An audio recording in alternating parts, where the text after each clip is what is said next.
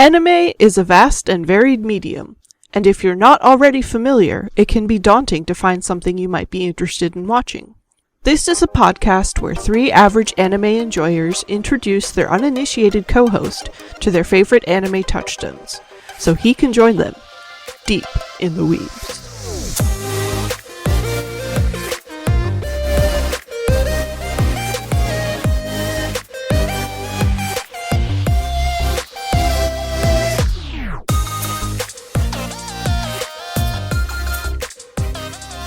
This week we watched Steins Gate, a 24-episode 2011 anime based on a 2009 visual novel of the same name. The visual novel is part of the science adventure franchise, along with Chaos Head and Robotics Notes. The story is set in 2010 and follows Rintaro Okabe, a self-proclaimed mad scientist who runs the Future Gadget Laboratory in an apartment together with his friends. They accidentally discover a method of time travel through which they can send text messages to the past, thereby changing the present. Okabe uses this method to repeatedly try and prevent a death, while an organization attempts to get their hands on the technology. Critics praised its character development and its themes of time travel, human nature, and its perspective on PTSD. It is considered one of the best anime series of the 2010s. The series has spawned 4 original net animation episodes and a spin-off film. An anime adaptation of the sequel, Steins Gate Zero, premiered in 2018. This was critically... I can't start this early. We literally just started. I can't start this early. Yes, it was. Hey Bob, I have a new vocab word for you. Oh, good. Okay, go ahead. Let's learn what a visual novel is. A visual novel. It's pretty straightforward. It's very popular in Japan. It's basically a visualization of a novel, in that it's a textual narrative with like static or animated illustrations, and then varying degrees of interactivity in the story. Like most of them will have like multiple endings, so it's essentially like a choose your own adventure kind of thing. And in about 40 to 60% of them, the goal is to make the main love interest undress and have sex with you. I was going to say, most of them are romance-based, yes. You see, Bob, visual novel is shorthand for probably porn. Don't worry, we'll cover that in another one later. Yeah, Japan has a lot more specific categories, but any of it that gets ported to the West usually just falls under the title of visual novel. Just real quick, how many seasons deep do we need to get before we do a season after dark and we just watch? We'll talk later. Yeah, I have thoughts on that. That means watching porn. Not really, but kind of. Well, I mean, why would they call it visual novel in American culture? Is but I guess to me that would be different. It'd be like watching animated comic books, I guess, would be my analogy. Yeah, kind of. A motion comic, if you would. Yeah. So, okay. There's less porn. I was actually reading something about this the other day, and I think a reason why this took off more in Japan specifically had to do with like the way that Japanese computers were designed, because in order to write the Japanese like alphabets, especially all the kanji, they needed a very specific style of like display processor where it was better at doing really fancy static images than anything with motion or action. So you put all that effort into making sure you can write stuff. Well, now you do a lot of writing, and then all of the like graphics for like the profile pictures and scenes and all of that just got, if you look at some of them from the era, like in like the PC-98 engine, I think is the one you hear about, but like some of the art from then is so good. Mm-hmm. Yeah. That solves one minute little thing for discussion later. Okay. Awesome. Thank you. All right. So listen, I have a lot more to say about the visual novelness of this show for the duration. So how about we get right into talking about this show? Cool. Oh yeah, I forgot to say this part. We watched 4 episodes of this 24-episode series. We watched episodes 1, 2, 5, and 9. Sorry, audience. The month of October and leading into November kind of got a little weird in real life for a few of us. Yeah, this month went away, so sorry. Thank you everyone for sticking around after an extended break, and here we are. Hello. Happy holidays! So that said, we're back. And Bob, I know we talked a little pre-show. You'd said you wanted me to kind of walk us through this? I feel like as a person who probably has a lot of appreciation for this show. Oh boy, that's not foretelling. Would lead into, well, if it's a passion, maybe kind of a loose use of that word, that you would be able to explain it in a way that brings enjoyment and light. Well, I'll forego my normal desire to go hard and just kind of keep this, high level overview. Some summary.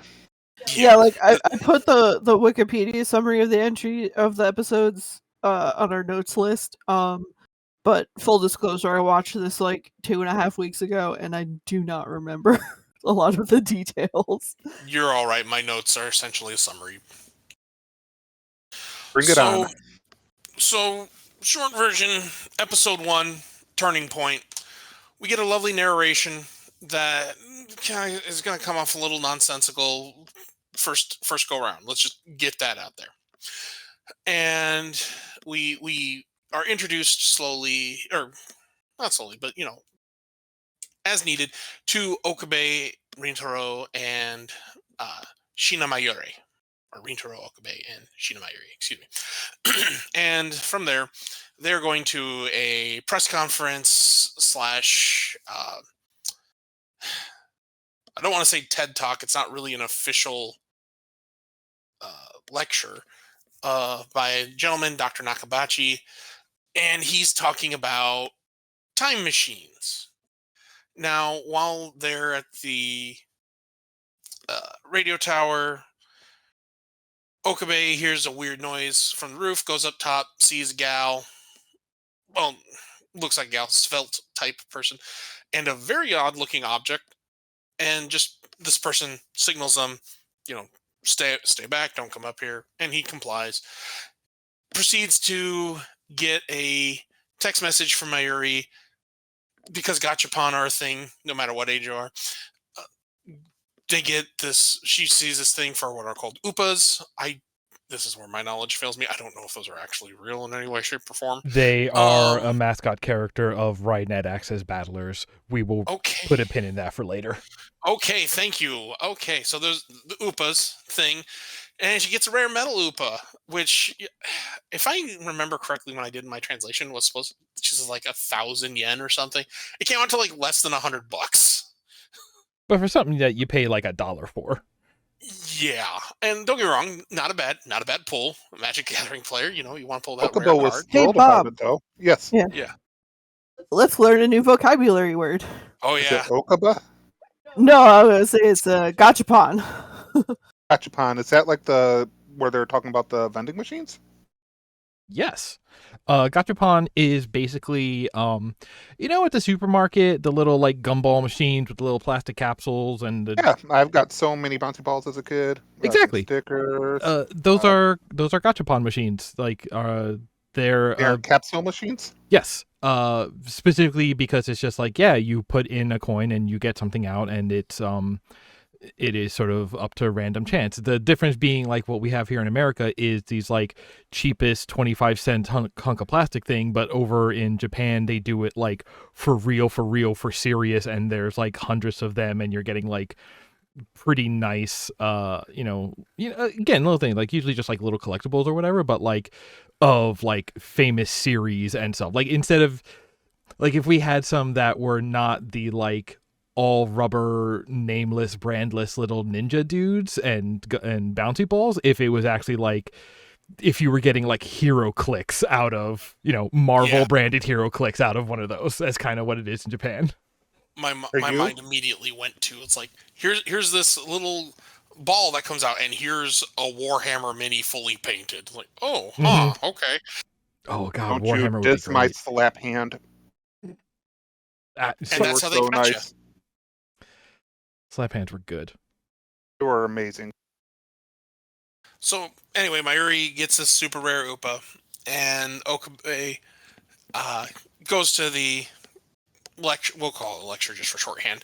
And Dr. Nakabachi essentially outs himself as a fraud because he is repackaging the works of one John Titor, possibly one of the earliest internet memes / mysteries. Which when I first saw this, didn't realize had been a thing, but then read it like, oh, I did hear about that.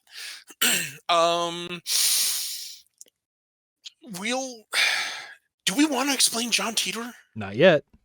Okay, like actual John Teeter. I actually did not know that was a real thing. Hold up, what? Okay, so actual John Teeter around Y2K. Around Y2K, a person showed up in forums and specifically sent messages to the Art Bell show, and I believe there were faxes. But they appeared in internet forums of the era, saying they were from the future, 2032, something like that. And they said they came back from a dystopian future, essentially. America had its own civil war, things got banned.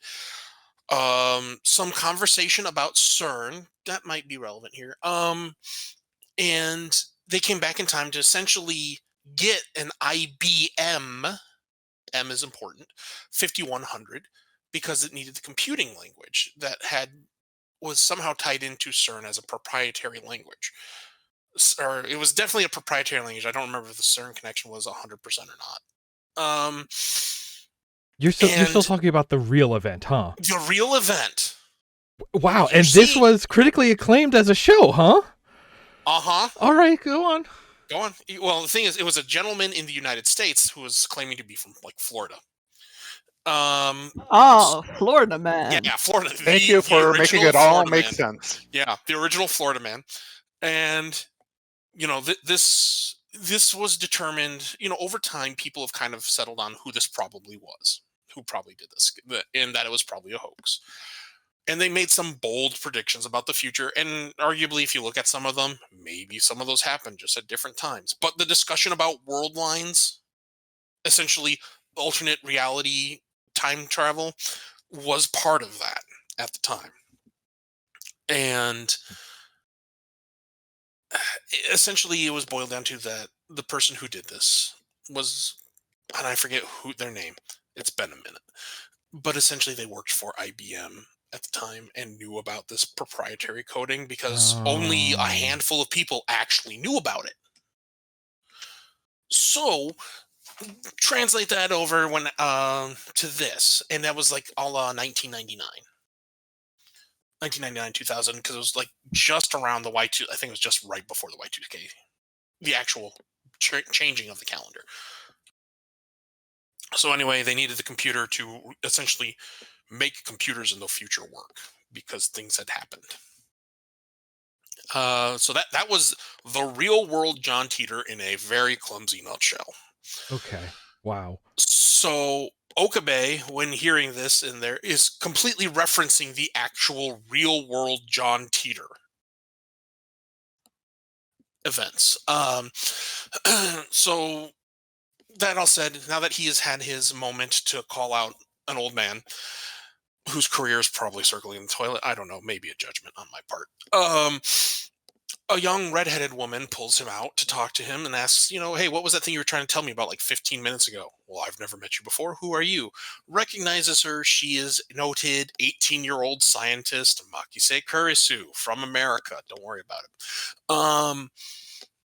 And naturally, Okabe's completely rational handling of the situation is he delves into the fantasy world. He kind of makes his reality and doesn't know how to handle talking to an actual woman other than Mayuri. And it runs off like a madman. Honestly, at this point when I was watching, and like we're not even at the intro yet, but like I was already working on theories about like, hey, is pretty much everyone this dude is hanging out with not real? Because like, they're real. but like when the girl called him over because she needed money for the gachapon, like she never interacts with the machine. He does, and it's just like it was doing some of that Fight Club stuff about just like, oh, he's the only one who's like actually when he has like the phone call in the very beginning. It's just like there's nobody on the other side of that phone, is there? Oh boy. Yeah. No, believe me, when I first watched it, I started wondering it because like I couldn't tell where this was going initially when I first saw it. Because this was one of the first shows I saw after I returned to anime after a long hiatus. Yeah, and I saw it in 2014, 2015 thereabouts. But getting back onto it, so Okabe, gets away from the girl because real woman, what? And he hears a scream. He goes to investigate, and he finds Akise Kurisu dead on the floor in a pool of her own blood.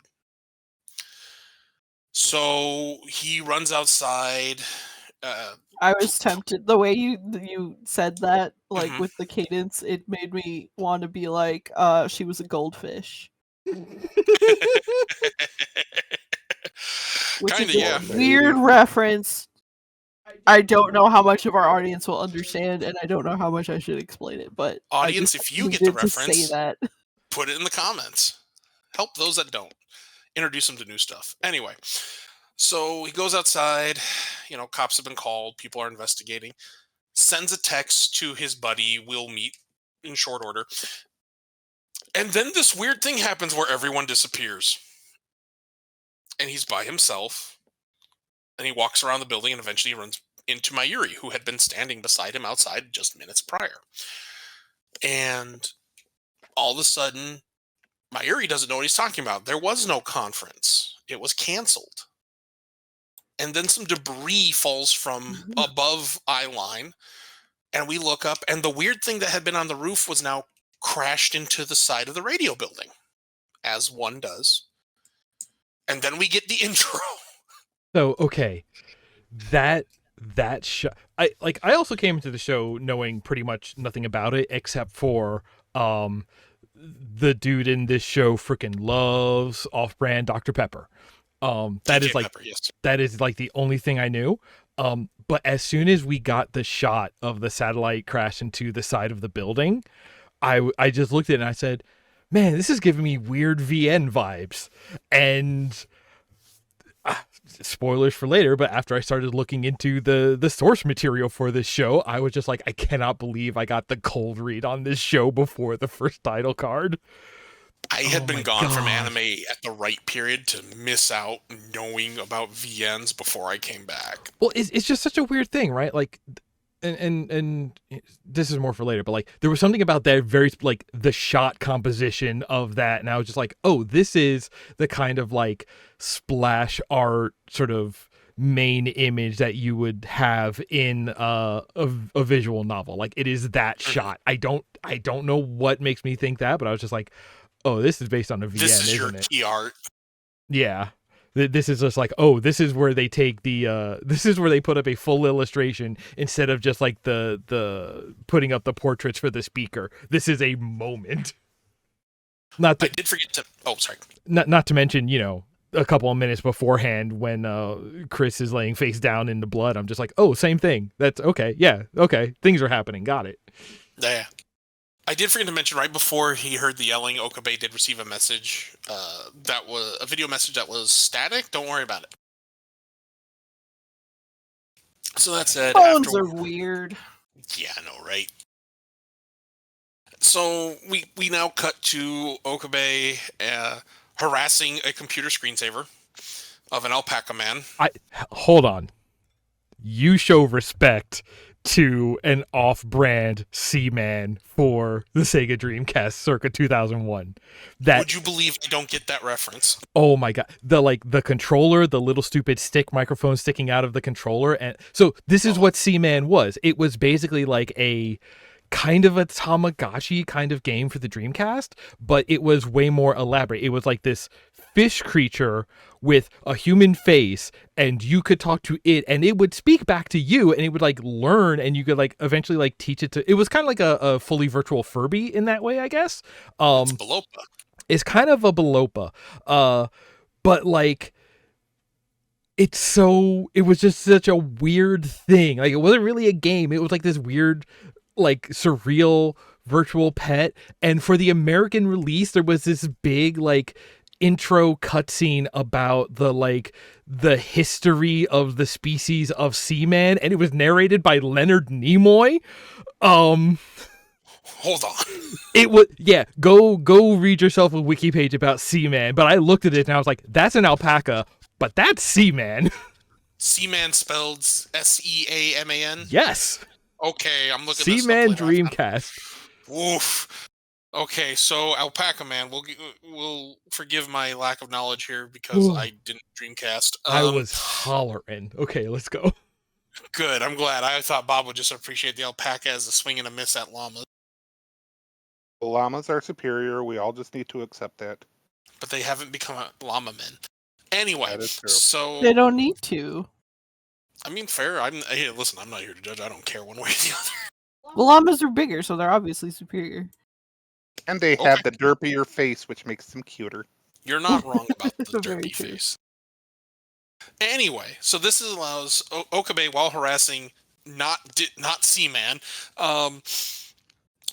it gives us the expositional intro into Shina Mayuri, his friend, longtime friend, and then the other man in the room, and probably one of my favorite characters when he's not being a pervert, Hashida Itaru, Daru. Because Daru is the straight man in all of this. What? Okay, we'll talk about this in a second, but there's a whole lot to unpack with this one. There's so much to unpack. There's a lot. Yes, there is. When is he not being a sex pervert, though? When they're actually working on the machine, and until, as long as essentially no one gives him something that's an innuendo to work with. He works to find them anywhere. You're not wrong. Here was the thing about this scene. Is I was just sitting here and I was just like, oh, I don't like hanging out with any of these characters. Oh, these are like, because even Okabe is just like, oh, this is like, when you realize that like he is very much like playing a personality here, like he is not necessarily, like, he is not seriously taking himself so seriously, I guess is the weird way to put it, but like it's just like, oh no, he's like playing a character. And I just tilt my head and I go, if you're gonna make up a character to be, why would you make up such like a middle school edgelord mad scientist character? Would you believe there's an explanation later in the series for that? I know there is, and I hate it. Good. I didn't say it was a good one. Yeah, no, I think it works. It kind of makes sense under the circumstances, but it's still, like, okay, that's odd, but okay. I do not like these characters the way that I don't like hot sauce. I don't think there's anything wrong with them. It is just I am the most displeased. I get that. No, I'll say this: when Daru is actually focused working, until the writer decides he needs to be a pervert, he's actually quite a tolerable character. Mm-hmm. But that all being said, that's why I say what I say. Because honestly, Nick, when he's working on things, he is what I imagine you, minus the sex pest. Yeah, like he is absolutely competent. It's just he is competency plus pervert, and that's it. That's the entire character. Yeah. When you know enough of these dudes in real life, the charm wears off pretty quickly. And fair enough. I guess I've been lucky to dodge a few. Most honestly, probably. But, so I think I'm going to save it for when we're done talking about the episodes. But all of the I have a lot to say about all of the ways in which this show just sort of like wears its VN-ness on the sleeves, and Daru's character I think is very much explained in that context. But I'll save that for later on. And to be fair, once I learned about VNs and learned that this was a VN, like, oh, okay, that actually makes sense why he's that way. It's like, why is he this way? He didn't need to be this way. Like, oh. Mm-hmm. But anyway, we digress. So he introduces them. They talk more about the conference being canceled, or the lecture being canceled. And Okabe is, completely just standing his ground, like, no, this happened. I was there. Daru says, no, you whined and complained about it because it was canceled earlier. And had you been there, you'd be dead because what is being called a satellite crashed into the room you would have been in. So, as we go on, we do see some of the fun stuff they have, like that they have quote unquote invented, like the remote control that is also a ray gun, toy that they use to change channels on the TV while they're watching news about this. Daru mentioning, as Okabe is known to go into his weird, annoying character, how we get the history of, like, this is not something new or recent. This is a thing with him. Daru has been documenting his outbursts, and as they go on, he talks about this organization. The organization is in his head until deep dive the games. Don't worry about it. And he keeps talking about this thing called Steins Gate and how he's been chosen because of this divergence in what Daru knows to be real versus what Okabe knows to be real.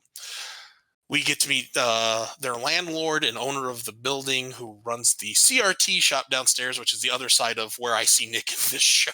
Yeah, honestly, I think that dude was my favorite character for a while. We meet Mr. Tenoji, or as he's referred to as Mr. Braun, a reference to Ferdinand Braun. Don't worry about it. And essentially, you get the impression like he puts up with Okabe's crap, but whenever he gets kind of tired of hearing about it, he'll just mention, like, I'm going to up your rent.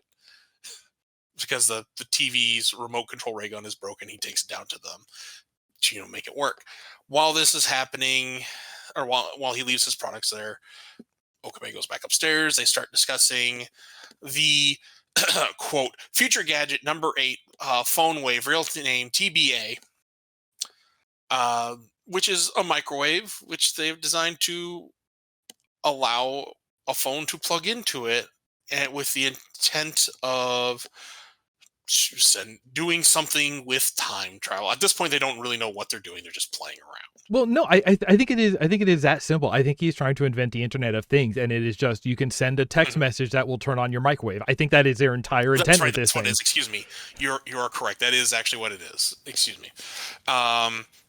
And I'll let you know. They have some. I'm assuming, Nick, you may have found this. They have some real fun naming the stuff they come up with. I saw some of that. I do love the committing to the bit of always adding real name TBA on the, like, whether it's in the sub or the dub or anything. It's just they keep doing it. I'm like, I love a bit. Some of them are also references to things in pop culture media. Go figure. I think this is where we get the budget breaking 3D bananas. Kinda, yeah. Don't worry about them yet. So anyway, they try to make it work. It doesn't really work out too well the first go round. We also get the introduction to our clearly referencing real world products, but changing a letter here or there. We get the DK Pepper. We get more of, there we go, another pop culture reference.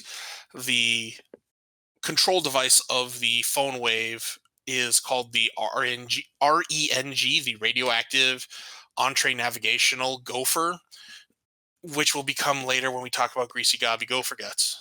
I just said it wrong, God. I did not catch that going around. Oh my God. How did it die? That's okay. Wow. Okay. And Mayuri was kind enough to go ahead and do the voice work for the navigation of this. When this doesn't work out, their experiment doesn't work out, they decide to take off for the rescheduled lecture. And as we go in, we hear them talking about a maid cafes. Is that where I was working so hard to figure out where they were going at the end of this episode, and it's just like, it's okay. I rewatched the end of this episode to be like, why are they going out anyway? But okay, I missed that. Yeah, it's one of those. It's not said here, and I think it's in a later episode when they mention it, and that's part of the reason I know, because I first watched through, I'm like, okay, where are they going? Why are they doing this? Oh, it was well, they also mentioned earlier in this episode it was rescheduled, so it is up to you, the viewer, to understand this is the rescheduled time. Actually, admittedly, not the best of connections, but whatever. I was actually going to say that's another of my notes from this first episode, is that there is a lot of action here. How do I write it? There's a lot of motion and action that happens sort of in cuts between shots or entirely off screen. And like Mm-hmm. just that sort of way of like the sort of like visual framing, the direction of it was kind of adding to my idea of that like all of this was in his head, all these people, like none of all of this is imagined by him, because it is very much in that way of like there's a lot of stuff that we don't that happens, but in a way where we specifically are not shown it. And I was just like, that is such a weird thing, and it is. I don't know how much of that comes from having VN roots, but it stuck out to me how much we were not being shown. It was very jazz of it, not necessarily a compliment. I get it. Believe me. Like again, when I watched it, I'm first time like he's insane, right? Mm-hmm. Something weird's going on, and it's gonna be he's insane. We have not begun to weird. It turns out. Yeah. Except for that one thing, but don't worry about it. We'll get there. Yeah, don't worry about that one thing, because as we go on about one things, Okabe and Daru make it inside, and Daru, much like me, understands the value of air conditioning. And when they're riding the elevator up to the floor where they will be attending the rescheduled lectures, they talk. Okabe brings up, he's like, I sent you a text message about the death of or murder of Makise Kursu. It's like, you sent that to me a week ago. I'm sure that doesn't mean anything. Don't worry about it. Well, this is like where they do it. Like, you know, we've had our differences in appreciation of slow burn shows. This is not a slow burn show. This is a no, it isn't. This is a string of firecrackers. He's just, they're going over this, and he's just looking at it, going like, which they do it the other way. He just immediately jumps to, my phone sent my text back in time, and I'm like, my dude, you did not cut out enough other possibilities yet to jump to that and be correct. Right. And that's why I'm like, when I say don't worry about it, this is actually kind of my initial like, that's weird. I'm sure something happened. Mm-hmm. Like maybe he's misremembering, or he took a conk on a head, and that's why things seem out of order to him. Whatever. Like again, me rationalizing back then from that perspective. Yeah. But yeah, even my notes is like, yes, clearly the text traveled through time. The most obvious of solutions.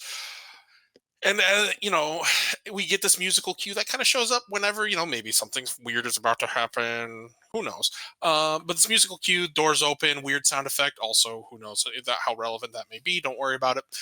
And we see a living, breathing, standing Makise Kurisu just there. End of episode. Uh-huh. Yeah, it's just like, that's kind of what caught my attention when the first time I watched it too. It's like, we just hard cut on the like, hold on, what? Yeah, like, of course we do. Like, the fact that halfway through the episode we see her dead is it's like the opposite of a death flag. She died way too early in the episode for the cliffhanger to not be she's alive again. It was weird. And again, for me, looking back on my perspective of coming back from anime when I saw this, like I said, 2014, 2015, whatever, I was like, hold on, I hadn't seen that in anime, because at the time before that in my life, a lot of anime was really limited to what was ever on Toonami. And occasionally that you might get interested enough to try and pick up at, Suncoast or Sam Goody. From my assets and availabilities at that time in my life. And this was a very new and unique approach to me at the time. And I think, I'll be honest, that's part of the appreciation of this for me. Is like, this is one of those gems I found. And yes, I'm speaking gems on both my opinion and, as Joe mentioned, this has been critically acclaimed. The anime community in general seems to really like the show. I got lucky finding this. So I was like, okay, maybe anime isn't what I remember it kind of devolving into after I watched Bebop. And there was, sorry, anime community, I don't like Naruto. So I was like, oh, the Narutos and the Bleaches. Like, okay. So this was one of those, like, okay, this weird hook out of left field that doesn't make any sense. Like, okay, this is for me. Give me more. I will see this through now. So yeah. But like I said, that's the end of episode 1. Yeah. Do we want to discuss things, or do we want to keep rolling? Bob, Joe, how are you? How did episode 1 leave you feeling? Yeah. It wasn't bad for what it was. It made me want to see more. I will grant it that. I watched the first episode and I needed to know more, because it really throws you for a loop. For me, is what it did. I won't lie, I struggled to follow it at some points. Mm-hmm. But it was as we evolved into, as soon as someone mentioned the time travel aspect with the whole conference, I was like, oh, it's going to be like this. Okay, take a seat. And, I will choose this point to say I do not like our protagonist at this point. Fair. Everyone else, even our resident fiend, is above him because at least the rest of them, I know what to expect with him. I legit think it's like screws loose, and that doesn't track for TV shows that the person's actually that eccentric. Is what I'm used to. So it's like I need to know more because there's got to be more than what I've seen in this first episode. If that makes sense. Yeah, it does. Can't base everything off of a first episode, or you shouldn't. Yes, that's a lot of how people act, but this show, knowing that that's just not how typically the animes I've viewed have been, it's like, okay, reserve judgment based off of the first episode. This is how I feel off the first episode. Maybe it'll change. Like, honestly, being an episode leaving you going like, okay, well, now I'm curious to know what else is happening. Like, that's kind of like the ideal thing for a first episode to do, right? And like, I do feel like this episode is a little overkill because we have the dead girl, we have his whole, is his character, is he actually this crazy or not? We have the microwave time travel, the text messages, we have the thing on the roof. Like, there are so many like huge shocking mysteries. And like, also, looking forward, I appreciate that this show doesn't like introduce 6 mysteries episode 1 and then spend the entire thing revealing them all. It is actually just like, we are going to learn these things pretty quickly, but then it is going to sort of resonate into other mysteries. Like even in this first one, like he jumps to time travel text message, and whether he should have gotten there quickly or not, whatever, but like that is that, and we get that, but the exact nature of like what the time travel mechanics of this universe are is still up in the air. So I do like the sort of pacing of the mysteries. It's just like, yes, we are going to explain the confusing thing you saw, but that will only set up and make you realize other things that don't make sense. And like, it is a new mystery hooked from the old one. I think that's a really good way of sort of like chaining the mysteries. I have to give this show credit for that. Yeah, I love time travel stuff. So, like, this was a really good first episode for me because it's like, all right, so time travel's involved. Now I need to watch more to figure out what the rules are because I love, like learning what the system at play is. And then, of course, figuring out the timelines everyone is on because I love mentally making red string maps for time travel shit. High five, Joe. You got there with me because that's between you and Bob. That kind of summarizes exactly me when I first saw that. Because Bob's reaction of "I have to know" was absolutely there. Because at the same time, was like, is it time travel? Is it alternate realities? What is this? I had to know because again, 2014 me had kind of forgotten about John Titor, but then like that name sounds familiar. So And setting up that like time travel is involved also kind of allows me to kind of sit back and let things happen even if I don't quite understand what's going on. I have a sense that like following more along with the story will grant me the knowledge to like piece together what's going on. So like I'm okay not entirely following stuff exactly. mm-hmm. Yeah, like I was saying, I think that's very much the it's not keeping the entire thing a mystery up until it's ready to reveal it, but it is sort of meeting it out in, it is meeting out answers in such a way that you're just like, oh, okay, wait, hold on. Like it is when a show is trying to be slow burn by not by like, obviously something's going on, but we're not even going to pretend to begin investigating it. It's just like, come on. Yeah. I will say this too, to your point. Yes, I like a slow burn, but if you're going to throw things at me, this is kind of the way to do it. You just throw it all at me where I have to sit there and maybe rewatch your episode a couple of times because I caught a couple things, but I go back and like, oh wait, I missed X, Y, and Z. And then, maybe later after I finish the show, I go back and like, oh, I really missed a lot. This is like the perfect setup of if you're gonna introduce a lot at once at the beginning and not slow roll it, you gotta hit me with it hard. All right, shall we move into episode 2 then? Yes, okay. So episode 2, Time Travel Paranoia, because that kind of summates where we left off perfectly. And the mindset that Okabe is in when he starts to inspect and prod a unsuspecting and definitely unwilling Kurisu. Continuous consensual consent whenever you are approaching anyone. I don't care what the situation is, everybody. That's the rule. Okabe does not obey this. 2011 is not an excuse. 2011 is Daru, not an however, excuse. Daru, however, being the genuine hero that he is, encourages Makise just to essentially hand him his ass. Says, no, fight back. Women's lib. And I was like, yeah, he's being kind of a shitheel about it, but he's also being right. The only way he could be better is actually stopping Okabe. Uh-huh. Well, I mean, I'm sure he's just looking to have another strong woman to oogle. I imagine not wrong, probably. He has to be the kind of boy who in just really gets off over a woman who could kick his ass. I'd believe it. Just one of the many kinds of women he likes. We'll talk about Steins Gate Zero maybe next season. You don't know. Oh, no. Wait, I actually do know. I read a lot of the wiki. Moving on. So anyway, so that being said, eventually she sheds Okabe, and in the process, though, he mentioned, like, yeah, you were dead like 3 hours ago. Obviously, this is a rational thing you say to a living human being in front of you. And her reaction was like, you're a psychopath, get away from me. Is completely irresponsible. So they part ways, and then they come to a lecture about Are Time Machines Possible? Hosted by the newest of lecturers, 18-year-old scientist Makise Kurisu, who we've never really met until now, clearly.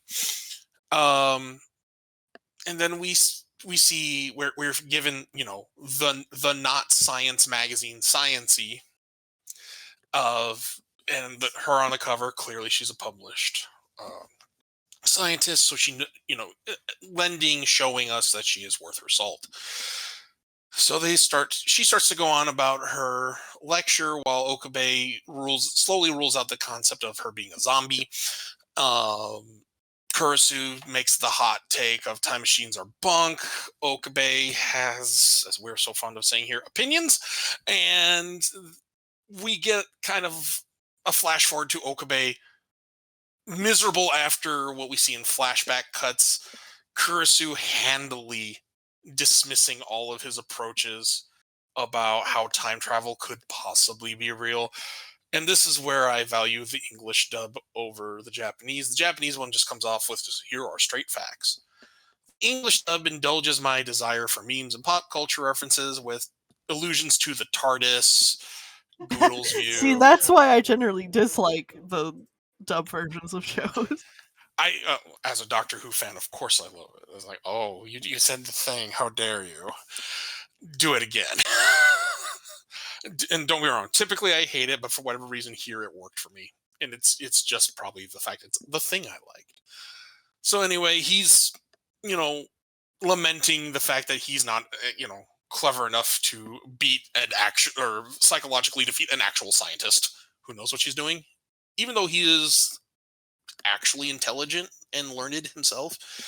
His mad science just holds no weight. So on the way back, can I tell you? Yes. This is this is where I start to love this. Okay, I can't say Kurisu because later it's revealed that she is just like an American, so her name just is Chris. No, her name is Makise Kurisu. He calls her Christina. We were going to get to that, but right. But that's the thing. Technically, she's also the exotic foreign exchange student from America. But I have a really picky thing about double borrowed words, especially from Japanese, and I see it all the time. And it's like, it always is. It always gets under my skin because it is a thing of just the Japanese borrow a word from English for something, and then especially, English speaking, then put everything, from Japan. I'm going to say Oriental just because it is kind of that racist sort of approach to it still. Like just puts it on a pedestal for being so interesting and like, oh, it's from Japan, so clearly they're doing it better. But what they're putting on a pedestal is a word that was borrowed from them. And it's just like, are you just, they're saying your word. Why are you like, oh no, they're doing it the right way by calling it what? And but so like the fact that her name is Kurisu is just like, oh, so I think what the joke is supposed to be is he's calling her Christina as in the full name because that is like her full name, whereas the name she wants to go by is probably more likely Chris because it is less feminine, more respectable in a science world. So the idea of the difference between Christina and Kurisu is, I think, that double borrow thing of Christina versus Chris. Would you believe it's a lot simpler than that? I would, but I might not.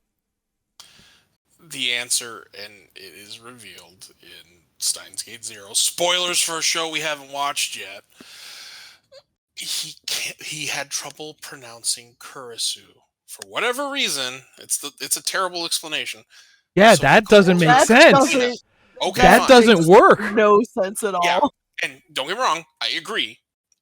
But the explanation was, I couldn't pronounce your name, so I called you Christina. Like I said, Steins Gate Zero isn't bad, that but it has does have to some be bad a parts in it. Joke or something. Like, there's no way they meant that seriously. I believe it is an after the fact explanation. I have nothing to prove that, and it's one of those, it upset me enough when I heard it. I just like, nope, I'm not going to look into this. Yeah, I cannot respect that explanation enough to bring it into consideration. Here is my headcanon, and I'm not one to typically divulge into that, but here's my headcanon, is the fact that at one point later he meets someone and he talks about his past compatriots, all names of women that are in English. Amy Pond and... Yeah, like, I have them written down later in my notes when this happens, because spoilers, it's in this episode, I believe. Yeah, it's in this episode. So anyway, I think it's just him kind of James Bonding or Doctor Whoing his companion name into an English name. That's really where I came. I was like, I have to have a companion, and it must be exotic, so it'll be an English name. That's my headcanon. That almost makes more sense, honestly. Yeah. I buy that a little bit better. And honestly, I believe that's what the case was until they did that in Steins Gate Zero, and I'm like, nope, this show, I was okay with it, and then you did that.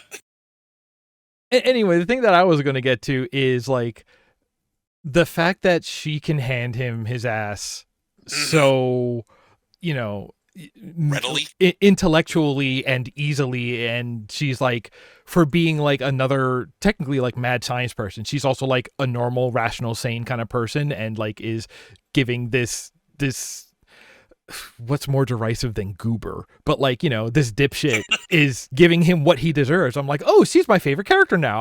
I don't mind spending time with her. And then I realized she is the main love interest in a visual novel, and I felt like I fell in a spike pit. I fell into their trap. You did. They put the leaves on the ground, and I walked right into it. Damn it. How's that? How's your foot doing, buddy? Oh, twisted. In my mouth. I will say, too, I feel like she also got the chance to be the person on the internet who has to deal with all the trolls, and then she finally got to deal with the troll. Yeah, that's a nice bit of power fantasy. Yeah, I'm like, go you. But anyway. Okay, on the way home. So yeah, on the way home, we're still in the era of 2011 when phone calls were a thing. In this era, come on now. He gets a call to meet Mayuri at a shrine there in Akihabara, because they live in Akihabara. And I want to go to there, but they also go to the shrine and introduce another character, Arushibara Ruka, who is a friend of Okabe's and Mayuri's, and she is excuse me, I said she, that's my mistake, because I was thinking of the thing they do, and it got in my head, and it upsets me, so I apologize.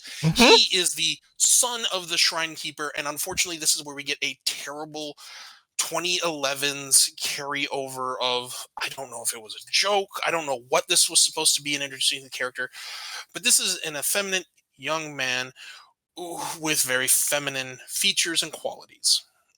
And the introduction is not great.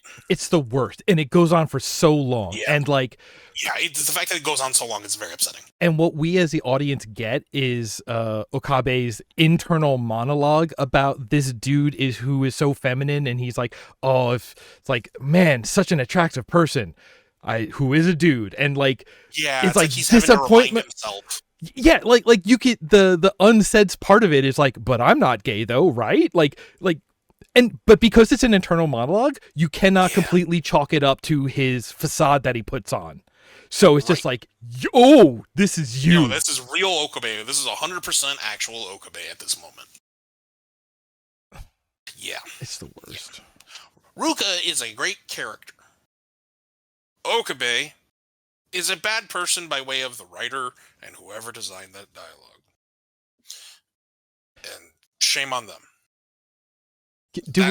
Do we want to rip the Band-Aid off and just say how that gets worse? Because honestly, like, this character doesn't even really come back for the rest of our watch. I will explain the thing. No talking about the bad. Okay. You know what? Okay. Fair enough. Yeah, fair enough. If you intend to watch the show, just know that this is present.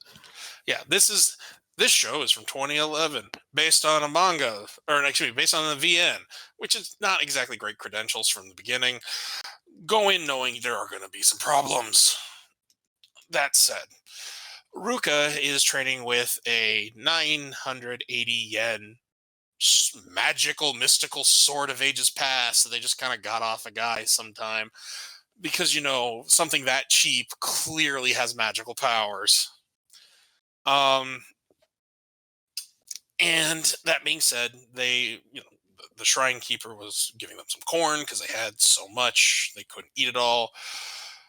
And Ruka serves other purposes for the narrative, mostly as convenience, unfortunately. This could be a very more interesting character in a better written story. I will admit, like I said, this show is not perfect. It definitely has its flaws as a product of its era. That doesn't excuse it. But that being said, so they essentially clear out of there, and on the way back, Mayuri leaves Okabe with some corn. He volunteers to take it back because she has to go to work. Don't worry about where she works. I'm worried. No. It's the maid cafe. It's 3 scenes away and I'm already worried. Yeah. So as we get back, Okabe runs into Mr. Tenoji, aka Mr. Braun, who's closing up shop but is about ready to interview someone for a part-time position, as he calls it, a serious CRT buff. And then we get, as people are greeted in this era, by "Hey, you guys," the introduction to one of the better characters, Amane Suza. And they have a lovely vaudeville act. And she gets hired. Where she doesn't know what corn is. She doesn't know what corn is. Like, that's weird. Don't worry about it. Well, here's the thing is like, don't worry about it. But while you're not worrying about it, I read this as like, oh, are we setting up like a third Moe character in this VN harem?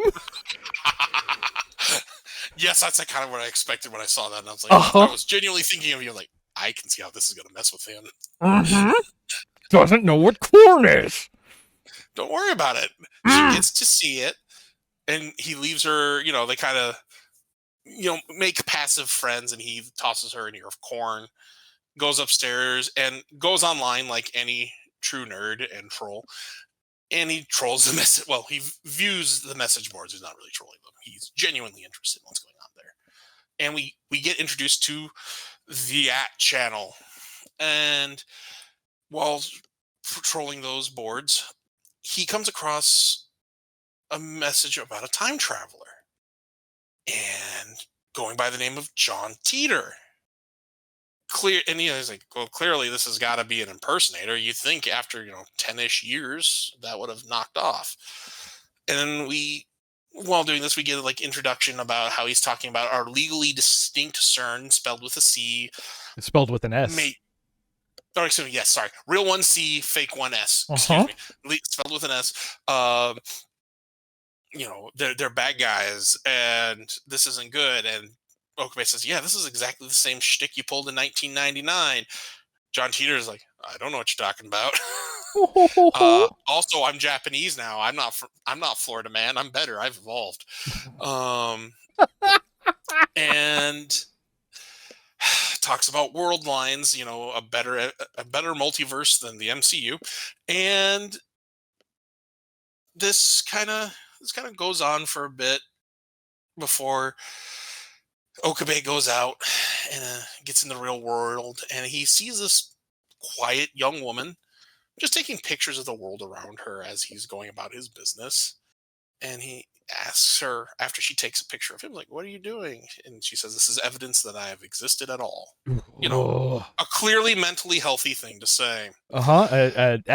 Rack up another one for the harem. Oh, this girl's broken too. Let's do this. I will say that this is actually a valid therapeutic technique that is used in some cases for some ailments. True. And okay, fair. Also, I do want to point out that like a girl who like communicates more easily through phone and texting versus in person or in voice is also like a well-known trope of girl, I guess. I found that one highly relatable. Sure. And that's the thing. That's why like it's not based outside of reality, but it is also a trope. Yeah, that's the thing. Is like I definitely get the feeling that it is in here for the tropiness, not because they have something interesting to say about this style of person. They only have something to say about this character. Well, okay, not in what we saw. I won't. Yeah, not what we saw. Yeah. Not what we saw. But what's the one that I like? Sayonara Zetsuba Sensei is good anime and manga, or at least I really enjoyed it a decade ago when I watched it. But like that is another one where it's a classroom full of kids and each one has a, what do you call it? Has like a single character trait and they are all like representing different tropes, and this girl is like exactly in there. But at least in that one it is like that is a big thing about the show. Like I don't know if we have seen them in the shows we have watched, but we are at a point now where there are a lot of like shows and comics that are just like, oh, these tropes are so well established, let's poke fun at the fact that people are always using these tropes. This show is squarely in the middle of, we are just doing exactly those tropes. Like this show doesn't know that it is doing the joke on itself. And like, again, I don't remember, you said this was like 2011? Correct. I think the visual novel was like 2010 when I looked it up. Okay. I don't know if it was, I don't know if this was like peak that time, so it wasn't a joke yet or whatever, but like looking back on it now, it's just like, oh, you're just earnestly doing it. You don't see that you are like built of trope instead of there's some stuff in here that it's doing on its own. I won't say it's hollow aside from tropes. I won't say that, but until you get into it and see what it's doing, it is definitely, it is premising itself in a lot of tropes. How about that?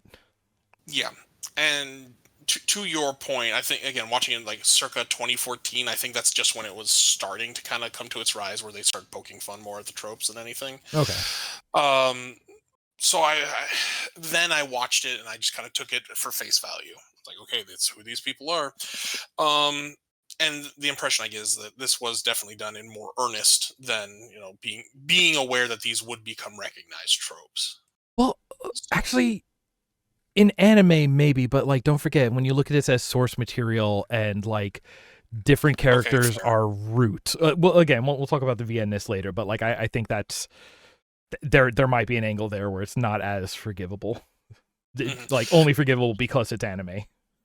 Yeah, and again, speaking from my point of view, like I said, my perspective at the time was strictly that of the anime because I had not been acquainted with the term VN by that point. Right. So, with that all being said, I did also skip over how, when dealing with the reappearance of John Titor, Okabe went to look for his books on the subject because there have been actually several books published in real life on John Titor. Never mind, there's an actual John Titor Foundation. Don't worry about it. It's probably a scam. Yeah. Okay. by the family, etc., etc. That is related to the guy. I'm here respectfully, not worrying about it. Yeah, it's really one of those like, don't worry about it. It's dumb. Take that, Teeter Foundation. Anyway, he goes to look for the books, and the books are error 404 not found. And then he calls Daru, who has no idea what a John Titor is, which implies that at one point Daru knew what a John Titor was. So, weird mystery, and that's why he went up to Walkabout and ran into this character who is taking pictures on her phone. She also shows him at this point, a picture of an IBN, as in Nancy, 5100, and Okabe doesn't recognize it. She asks if he knows anyone who would. He thinks of Daru, doesn't mention him by name. She wants his deets. He says, but no, I will be the go-between. And she spells his name correctly as hobo in coma, and he says, that's not right. Here, let me have your phone and I will do it. And then she has a very visceral reaction about her phone. Don't worry about it. And I believe it's at this point we've been introduced to the idea of her name being or no, it's shortly thereafter we will get her name. Don't worry about it. But she gets aggressively protective, and so instead he has her send him a blank text to correct the name.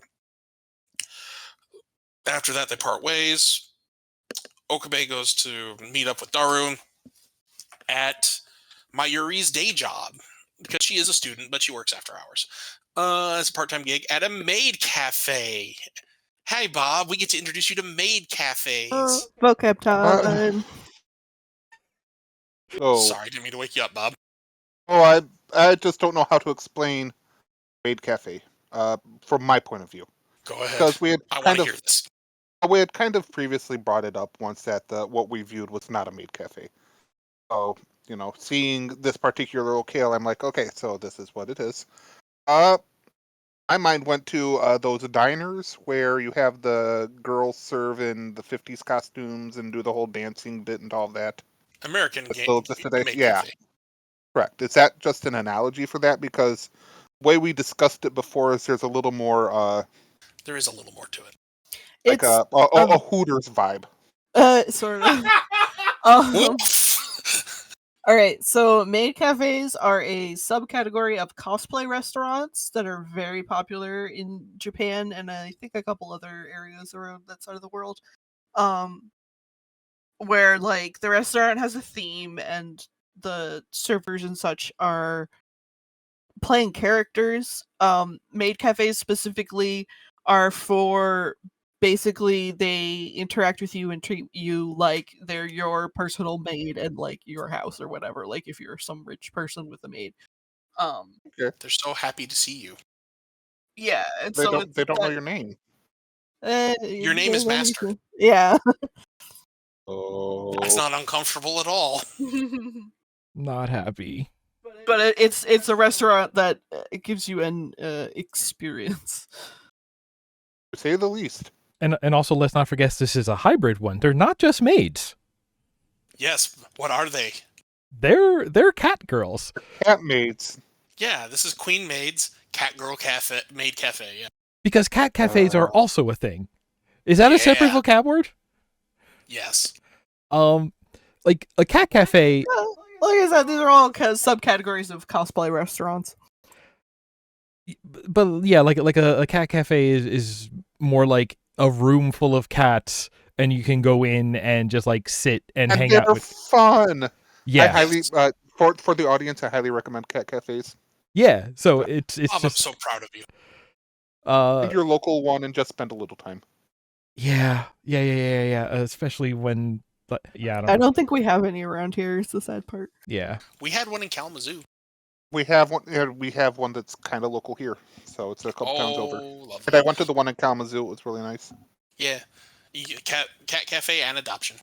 So anyway, we get there and declining to have his name "quote unquote" kittified by Mayuri, Okabe goes to sit down with Daru, but we get to meet the owner of the cat cafe. Her name is Ferris Nyan Nyan. Do they want to explain to Bob what Nyan Nyan is? I was about to say. I know the Nyan Nyan cat. Yeah, okay. In Japanese, that's the sound like a cat makes, basically. Okay. Cool. That I did not know. I just know the Nyan Nyan cat. That's what I was say. I knew It's Bob the didn't meow know that meow word. cat. Yeah, it means meow meow. do they introduce her as the owner here, or is she just like another coworker? She is the owner. She is the owner. She also She's a really involved owner then. Yeah. At the very least, in the first at this point, you get the point. She's like in charge of at least the maids, but yes, she is the owner. And a very young owner. Anyway, she also is one of the few people that like earnestly humors Okabe's mad scientist shtick as Hoin Kyoma. Because we get a lovely reference to having just come back from her training in the Guyana Highlands, which absolutely is not a reference to something we've watched earlier in this podcast of ours. Guyana? Guyana. The Guyana Highlands. In South America, something G Gundam. I was trying to remember who it is. Was it Domon went there, or was it Master Age? Okay. Well, they all were eventually all there, ended up there. But Domon went there initially. All roads lead to also, the Guyana Highlands. Also, subtle reference and spoiler for G Gundam and the death of her master. And then the He-Man reference of how she has the power. Oof.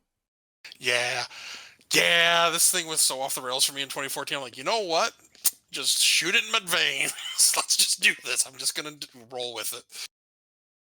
And then we finally get to Okabe sitting down with Daru. And Daru is incredibly butthurt because Daru, really likes to ogle Ferris. She is his... Would Oshi be the correct term here? She is the object of his affection. So, yeah, she is the object of his affection. And Daru, reluctantly talks with Okabe after he shows him the picture of the 5100. And he gets another message from someone he has dubbed Shining Finger, also not a G Gundam reference at all, who introduces herself as Kyrie Moeka. And you get her exposition in that text message. She's something called a freeter at 20 years old, and she will keep essentially talking to us about this 5100. They get some Oma rice delivered to them, traditional fare. Oma rice, Bob, is an omelet with rice in the inside, and usually ketchup. No? Okay, I'm describing it wrong. Please correct me. So it's like you get a mound of rice, and you make an omelet, and you make it in such a way that the inside is still very creamy and soft, and then you lay it on top of the rice, and you cut it down the middle, and it folds open over the rice.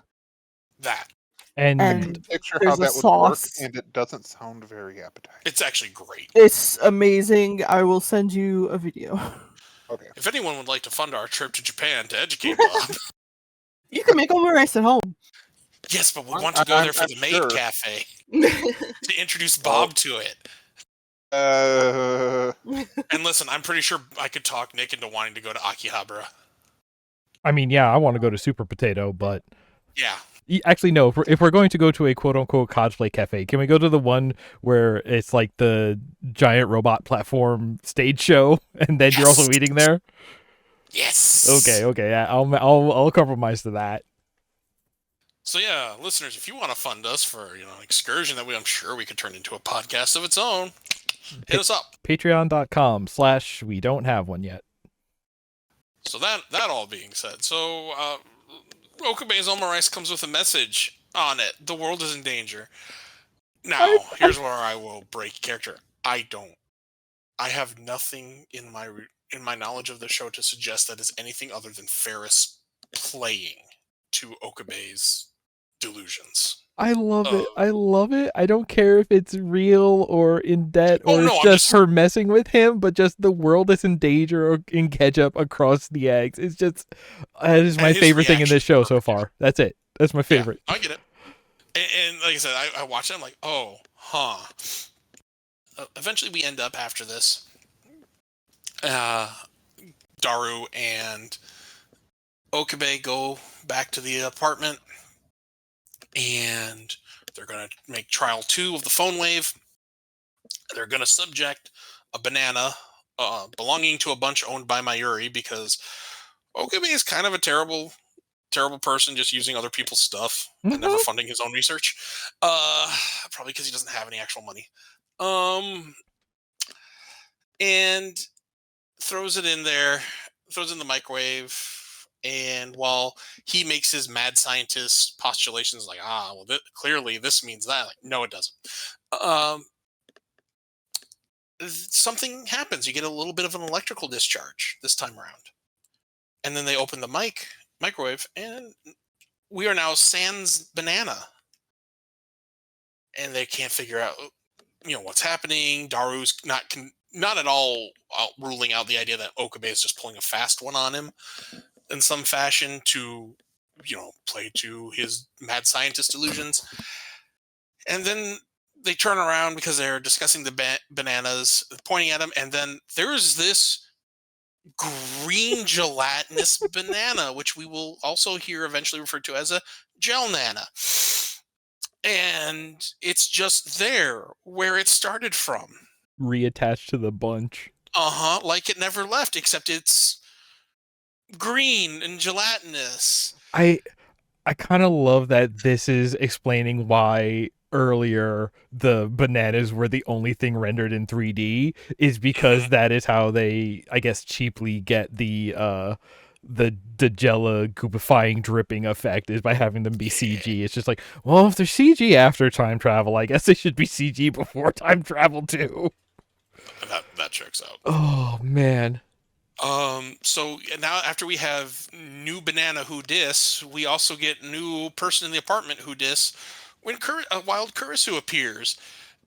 And again, just hard cut the episode end. Yep. So yeah, that's episode 2. Thoughts? Go on. Yeah, please. This is not the time to be withholding. Okay. Episode 2, I watch it, get through. Okabe does nothing to redeem himself for me. So it's like, okay, there has to be something. I'm missing something. I'm watching the time travel show, which I realize you can't go into this type of show expecting logic. Yeah. By any stretch. That's not fair. Secondly, he's just too out there. Yeah, he's pretty extra. But it's one of those, okay, this is just episode 2. We're going to be seeing more of him in the future. Mayuri, obviously, clearly redeeming. But Daru, just, it's like middling for me? I don't know. I don't hate him for who he is, because we all know that person. Mm-hmm. So, and then we got an influx of like 152 characters who we know are going to be relevant. Mm-hmm. Yeah. And it's weird because we had in previous anime, in fact, I would almost posit 95% of our previous shows that is either your main cast is just there, or you get a drip feed of one person, and then 3 episodes later, another person. They're like, nope, we're going to wait till episode 2, and bam, bam, bam! There is a bunch of pretty ladies that are going to, for whatever reason, be really involved in Okabe's life. Yeah. Then just really just like fall into his lap and immediately make a connection that could be followed up. Who knows? Exactly. But at the end of the day, in my head, it's like, okay, once again, I give, in a weird way, a pass on time travel shows because, like Joe, there are rules that have to be followed. There's something that's going on. Yeah, and you always kind of assume there's like more going on than you know at the moment, so you can kind of like be like, okay, I'll go with you on this a little bit. So I go at the end of this episode, knowing I'm not going to be seeing the next couple episodes, which is fine, but knowing that there's probably more, there's going to be character growth. And once it turns back on, there'll be pieces that I may have missed, but it'll pick up and we go. Joe, anything? I mean, I'm still in at this point. Like, it's a solid beginning of a show for me, and it's subject matter I'm definitely interested in. And while I don't necessarily like the main character, I'm okay going on the ride for the whole of the story as opposed to necessarily because I care about him at all. But yeah, it sounds like we're just like along for the ride, not necessarily because of the main character doing anything for us. And for what it's worth, I am fairly certain, I don't remember my opinion of him back then, but I'm fairly certain I shared a lot of the same here. It's like, man, this guy's extra, and man, is he annoying. But at least the people around him are like mildly interesting enough, but I want to see what's going on here. It's like, it's the I gotta know effect. It's like, I gotta know. I found like in my notes, I even had to sort of like be real with myself and be like, hey, for some reason I'm super on tilt at this show, and I'm like, why am I trying to pick it apart? Until like I kind of rolled it back. It's like it's I don't know. Once I knew it was a VN, like I definitely felt like I understood all of it already, and like fair. It's just there's like little things like every time like they start talking about the idea of world lines. Do they say that in this episode? At this point I've like already mentioned it in this episode. John Teeter's kind of introduction to the audience. He talks about diverging world lines, how he's surprised everyone has this very linear view or narrow view of what time travel is. You know, sounding like he knows what he's talking about. Yeah, but it's just a kind of silly, awkward name for a thing that we already like a concept that most people already kind of understand. Yeah, it's exactly that. The fact that like time like when this show came out, time travel was absolutely not like a new thing. So it's just like, why did you feel the need to like invent your own term for this? Like you're already so heavily working in genre space that like it makes it feel all very pretentious to me that it like the sort of author voice kind of to me matches Okabe's, where it's just like, I am very full of myself and I am doing something cool, and I am doing something cool, but it's all sort of like, but I am full of myself. Would you believe? I was gonna say, Chuck, didn't you say that term was what Tiger actually used? So that's probably why they're using it. That's why I was going to go there. It's like, I get where you're coming from 100%. Here's the logical reason why. Because they are clearly referencing the real world, and it feels so odd to use that when discussing something like John Teeter. Yeah. But the real world occurrence and the dialogue and words and lexicon that were used at that time, a la 1999. Yeah, knowing that is like a very direct real world reference does sort of change my opinion on that. Fair. But yeah, it's that it's definitely that thing of just like, we are following Okabe, and I just do not I do not enjoy this dude's like perspective on the world, and so it's like the show itself is fine. Like once I'm looking at it, it's like, oh, this is, you know, this comes from VN, and for VN material, this is absolutely fine. This is probably good. But it's just that thing of just like, it is fine, but then I'm not enjoying my time with these characters. So it's just like, I can feel myself at this point, like trying to like pick at the show, and I have to sort of like reel myself in a bit. So my notes actually get a lot shorter from here. I mean, I get that. But yeah, like lexicon aside, you know, believe me, when I had to remind myself years ago about the John Teeter thing, I was like, oh, okay. Because yeah, by when I was watching this 2014, it's like, yeah, there's, like you're saying, like we've got terms for this. We got the word like multiverse out there. I mean, DC and Marvel have made this a codified word. And never mind other science fiction. But yeah, like there's so many other words. Why did they use it? Like, oh, those were the actual terms. So yeah, believe me, I get where you're coming from on that. But to their credit, I'll say, like, points for sticking with the source material of the source material. Like what you're drawing off of. Like I gotta say I admired that at least. Yeah, like they seem to have like an earnest interest in it, and they're leaning in hard on it. So it's like, all right, cool, yeah, you build your your weird AU of this crazy Florida man. All right, yeah, why not? Oh my god, I never thought of it in those terms, but I kind of love it now. Florida man AU. Okay, all right. But before we begin new entries on AO3, how about we move into our next episode? Yeah, that's going to be episode 5, Starmine Rendezvous, because these titles make perfect sense. I'll be honest, I haven't figured out them. I haven't bothered to either. I'm just going to let them run. So that said, we now cut ahead a few episodes. Suzuha is being contemplative, as Suzuha is wont to do, analyzing a pin. I'm sure it's nothing. It's fine. Yeah, the hashtag I'm sure it's nothing applies to the show. Mm-hmm. We cut away then to a bickering Okabe and Kurisu with the 5100 in tow, as we learn in the box.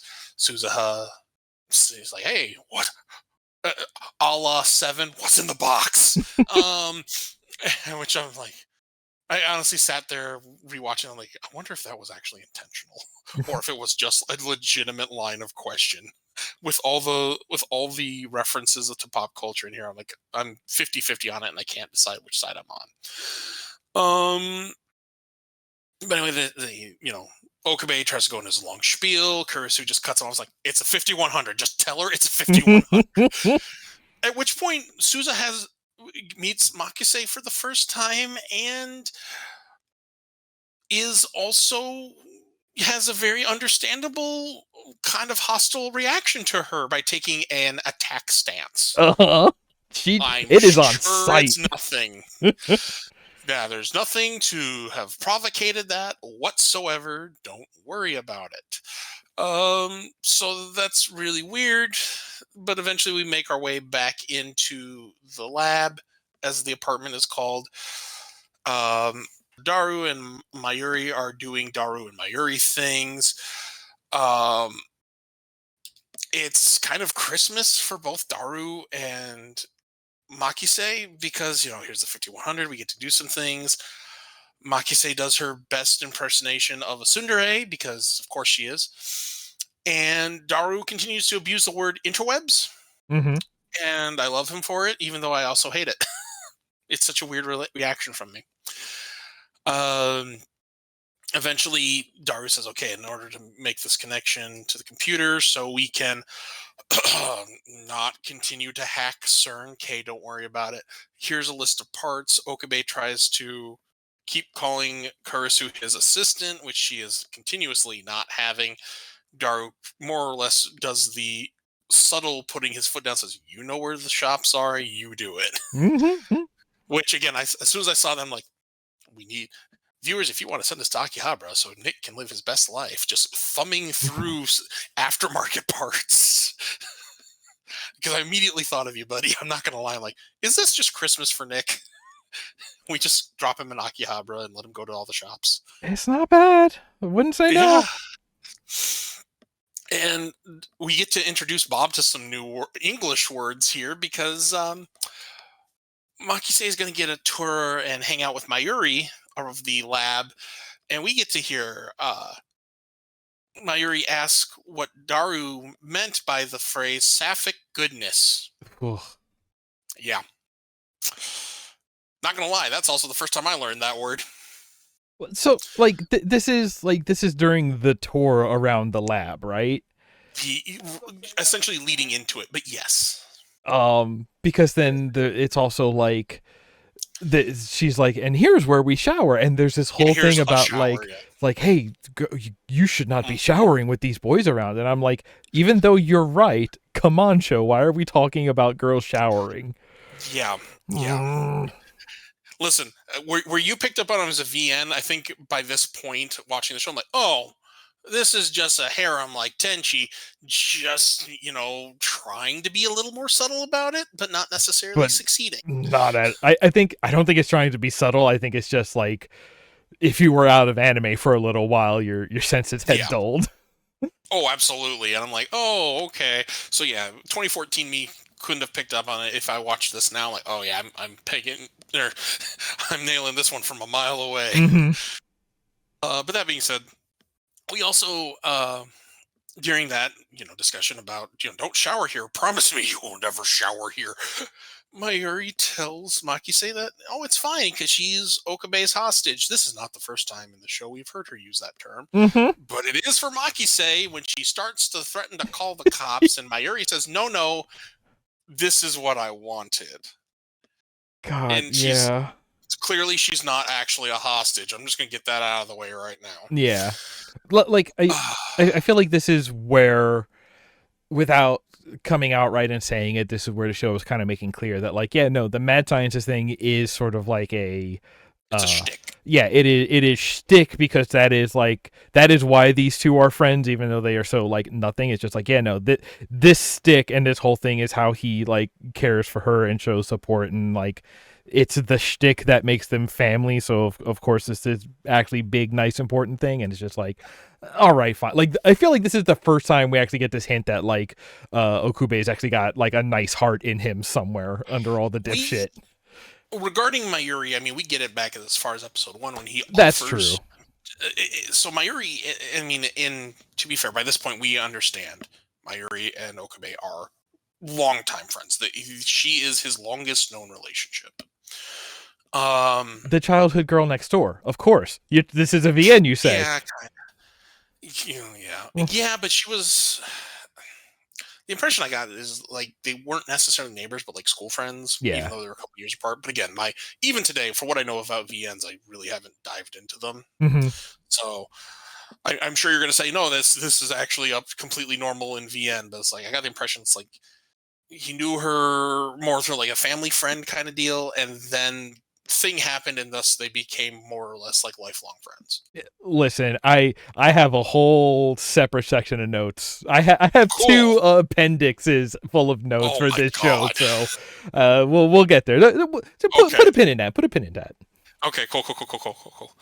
So anyway, so now that we have cease and desist the calling of cops, Okabe goes out to do some shopping, and a wild Suzuha appears. And while the two kind of chill and hang out, she mentions she knows someone, or knew of someone that was like a de facto knowledge base on the 5100. And despite Okabe kind of like really insistently telling her, like, you put me in touch with this person, she drops the hard line, no, he's dead. Mm-hmm. Don't worry about it.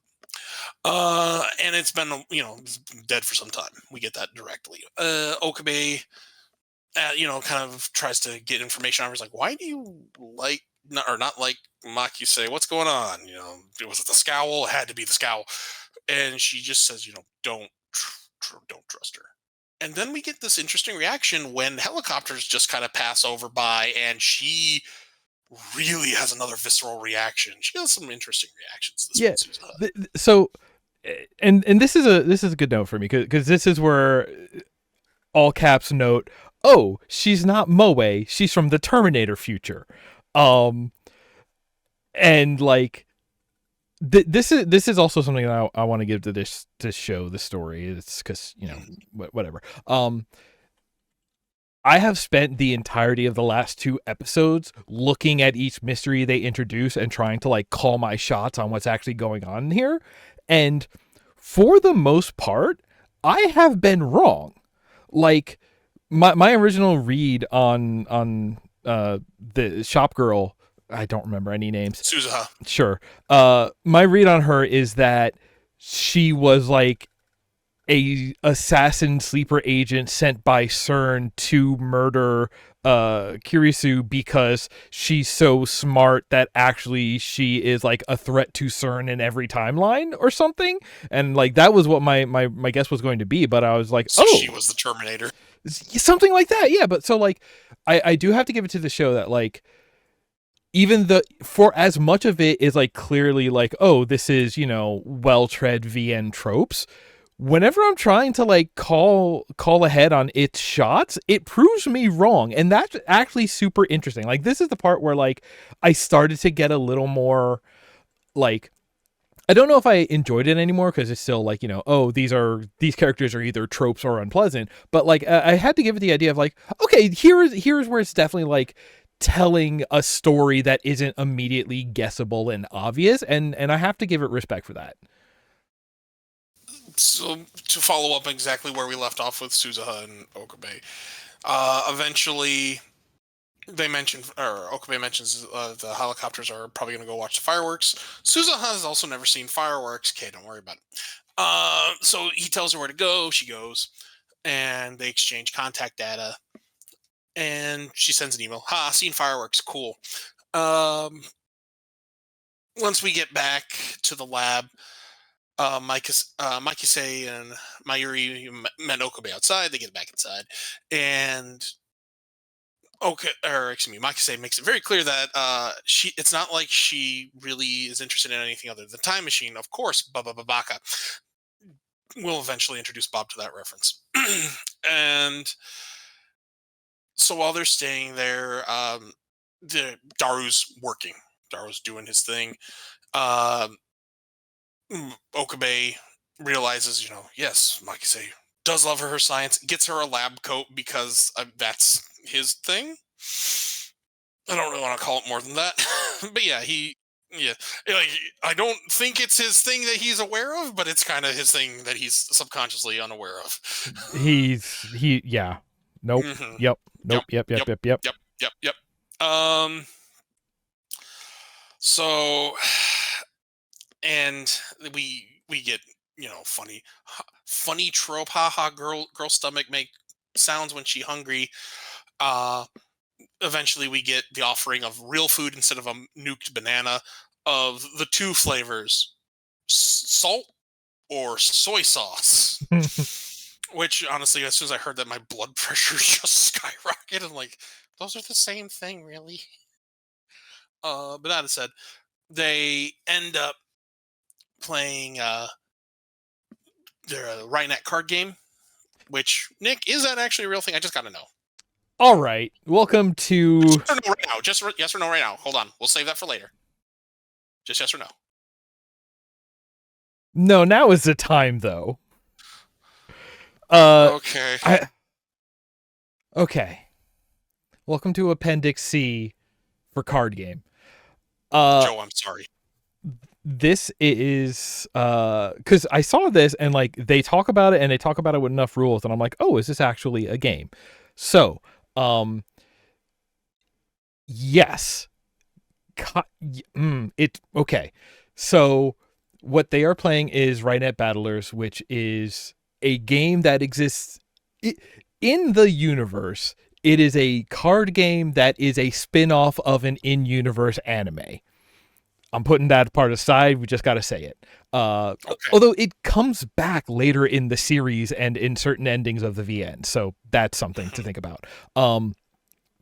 The game itself that they are playing, the wiki refers to it as based on the game Good and Bad Ghosts, which is an actual game, and looking at the rules is it's basically Stratego. It's basically like the predecessor of Stratego. Is anybody familiar with Stratego? Okay. Yes, I played that Absolutely. game a lot. Stratego. My dad and I played that a lot, and I could never beat him. Right. Okay, so basically, if you know Stratego, this is a simplified version of that. You have 8 pieces, 4 of them are good, 4 of them are bad, and there's basically an exit on the far side of the board. And you can capture an opponent's piece by moving on to it. And if you get a piece to the exit or capture a piece, you put that in your like scoring zone. And if you score 4 good pieces, yours or your opponent's, you win. If you score 4 evil pieces, you lose. So it is this sort of game about bluffing because you don't know which pieces of your opponents are which. So it is this bluffing, like you need to push a bad piece, like you're trying to score it to make them capture it, to make them get closer to losing. It's like a bluffing game. That is basically the full rules of the original Good and Bad Ghosts. This one has modified it a little bit in that there is 3 or 4, I forget because I read this a couple of weeks ago, like additional powers that you can do. So like you can block a thing on the field, you can basically give a speed buff to a piece on the board, and a couple of other things like that. But that's it. So the thing is like the way that this comes back in other places in the story is that there is a timeline, world line, whatever, where this show is actually a Yu-Gi-Oh show, but this is the card game. I want to watch that. I know. That's what I was, before the show, that's what I was looking so hard for, is I thought that there was an actual spin-off game or series or manga or something where it was Yu-Gi-Oh, but in the Steins Gate universe over on the side. I could not find it. It looks like it is kind of one of the endings from the game, but that's I don't know enough about that to speak on it. That makes sense, I guess. But yeah, more than that, as to whether this is a real game or not, because the rules are so well defined, because it is so like well constructed inside the world, people have built versions of this game. Like it is based enough on a real game that with enough changes that are well enough explained that people have made print and play, people have made a couple of different like online implementations of this game. So you can go and play this game. In that sense, it is real. It has been made real. Again, it is basically a slimmed down Stratego, but that doesn't mean it's bad. I kind of want to play it. Yeah, it seems not bad. And so, this is everything. This is the one time I did research because there was like 3 frames of a board game on a table in this shot. And now I close the appendix. Thank you for coming to my TED Talk, Gel Talk, yeah, whatever. Yeah, Gel Talk. No one's claiming you're John Teeter copycatting, so okay. So naturally, Makise owns Okabe at this too because Okabe is essentially just easy. He doesn't know how to bluff. He's terrible at what he does. He admires her lust for soda because, of course, as she puts it, duh, America. Yeah. And apparently the hard stuff, which she thinks means alcohol when he offers her possibly getting the hard stuff, is just the caffeinated version, which I kind of love that being a trait. Caffeinated or carbonated? I thought they said yeah, okay. Carbonated. All right. Excuse me, you are correct, carbonated. I love that. I was like, there is an innocence there of that being that being quote unquote the hard stuff for you. That's probably like the one endearing character trait. Yeah. And then unfortunately, go ahead. There's a really good line somewhere in all of this where like I think it's like he's trying to pressure her into being the assistant, but she has this line that's all I'm going to marvel at is your stupidity, and I'm just like, yeah, no wonder this character is the love interest. She's the only one who I like in this show, like spot on. Yeah. If the one who gets murdered in the first half of the first episode is kind of the audience stand-in for people I would want to hang out with, I guess. According to the cheat, that checks out. Yep. But unfortunately, we get a moment of Okabe being a terrible human being because Kurisu calls him by his actual name, not his mad scientist nom de plume, and he reacts completely unreasonably, to which Makise is completely visibly shaken and gives him a real dressing down, deservedly. And once again, Daru kind of being a good guy when Okabe, dense as a brick, can't figure out what happened and why she's upset. Just as like something to the effect of like, think about that long-winded, really charged rant, and process the information. You'll get there. while he's still working away. And again, true good guy would have stopped what he's doing. But, at least, he's on her side. And this is, again, one of those times I'd say this is more of a genuine on her side is my read than just him trying to, like, him being the sex pest. Because, like, he's clearly into what he's doing. Too hyper-focused to divorce himself from it. There's a really weird take on him, too, where he is the, like, classic, like, hentai otaku, where, like, I think when we're in the maid cafe, there is talk about, like, his 2D wives. Harem. Yeah. So I think there is this element of, like, there is a baseline. He is never going to be that bad of a pervert because to him, like, the way he interacts with women and just, like, how his sexuality is enacted is entirely voyeuristic. So, like, I don't think he's ever going to be the kind to, like, enforce his wants upon somebody else, but he is going to oogle the hell out of everything that he can find that tickles him.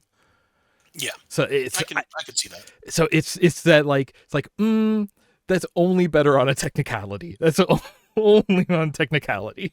So at that point, everything around is completely awkwardly silent while Daru continues just to plug away. Okabe tries to show genuine concern by saying, like, isn't there someone that would be worrying that you're not home yet? And she mentions, like, she and her father haven't spoken for years, and her mother's back in America, so it's not like she's waiting for a call or anything. At which point, shortly thereafter, Daru does his best Frankenstein impersonation because it's alive, because he has successfully managed to link in the IBM 5100 into his internet-ready computer to continue the hacking of legally distinct, spelled with an S, CERN. Mm-hmm. And so they get in, and we learn about the Z program, which has come up before in other episodes we didn't watch, but we didn't have any information. I will say the only relevant thing here is at that point they found nothing on the keyword search time travel. Time travel. But Z program had a lot of information. It was coded, which is why we needed the IBN. And so as they dig in, they find out this programs have gone back as far as 1973. And the details are that, after we've decrypted it, yes, covert time travel plan is decrypted in this computing code. So Makise, while reading all this, says, this clearly can't be what it looks like it is, because, time travel not real. Continues to read, oh damn, time travel real, because we get a description of the process that they are trying, that's legally distinct, spelled with an S, CERN is trying to make happen. Phase 1. Make the Large Hadron Collider. Phase 2. They just say it. They just say Large Hadron Collider. Yeah, just Large Hadron Collider. It's phase 2, practical applicant, tuning of the lifter, which they explain what lifters are. Google it. That's all I'm telling you, audience. Just Google lifters. Phase 3, animal trials. Phase 4, human testing.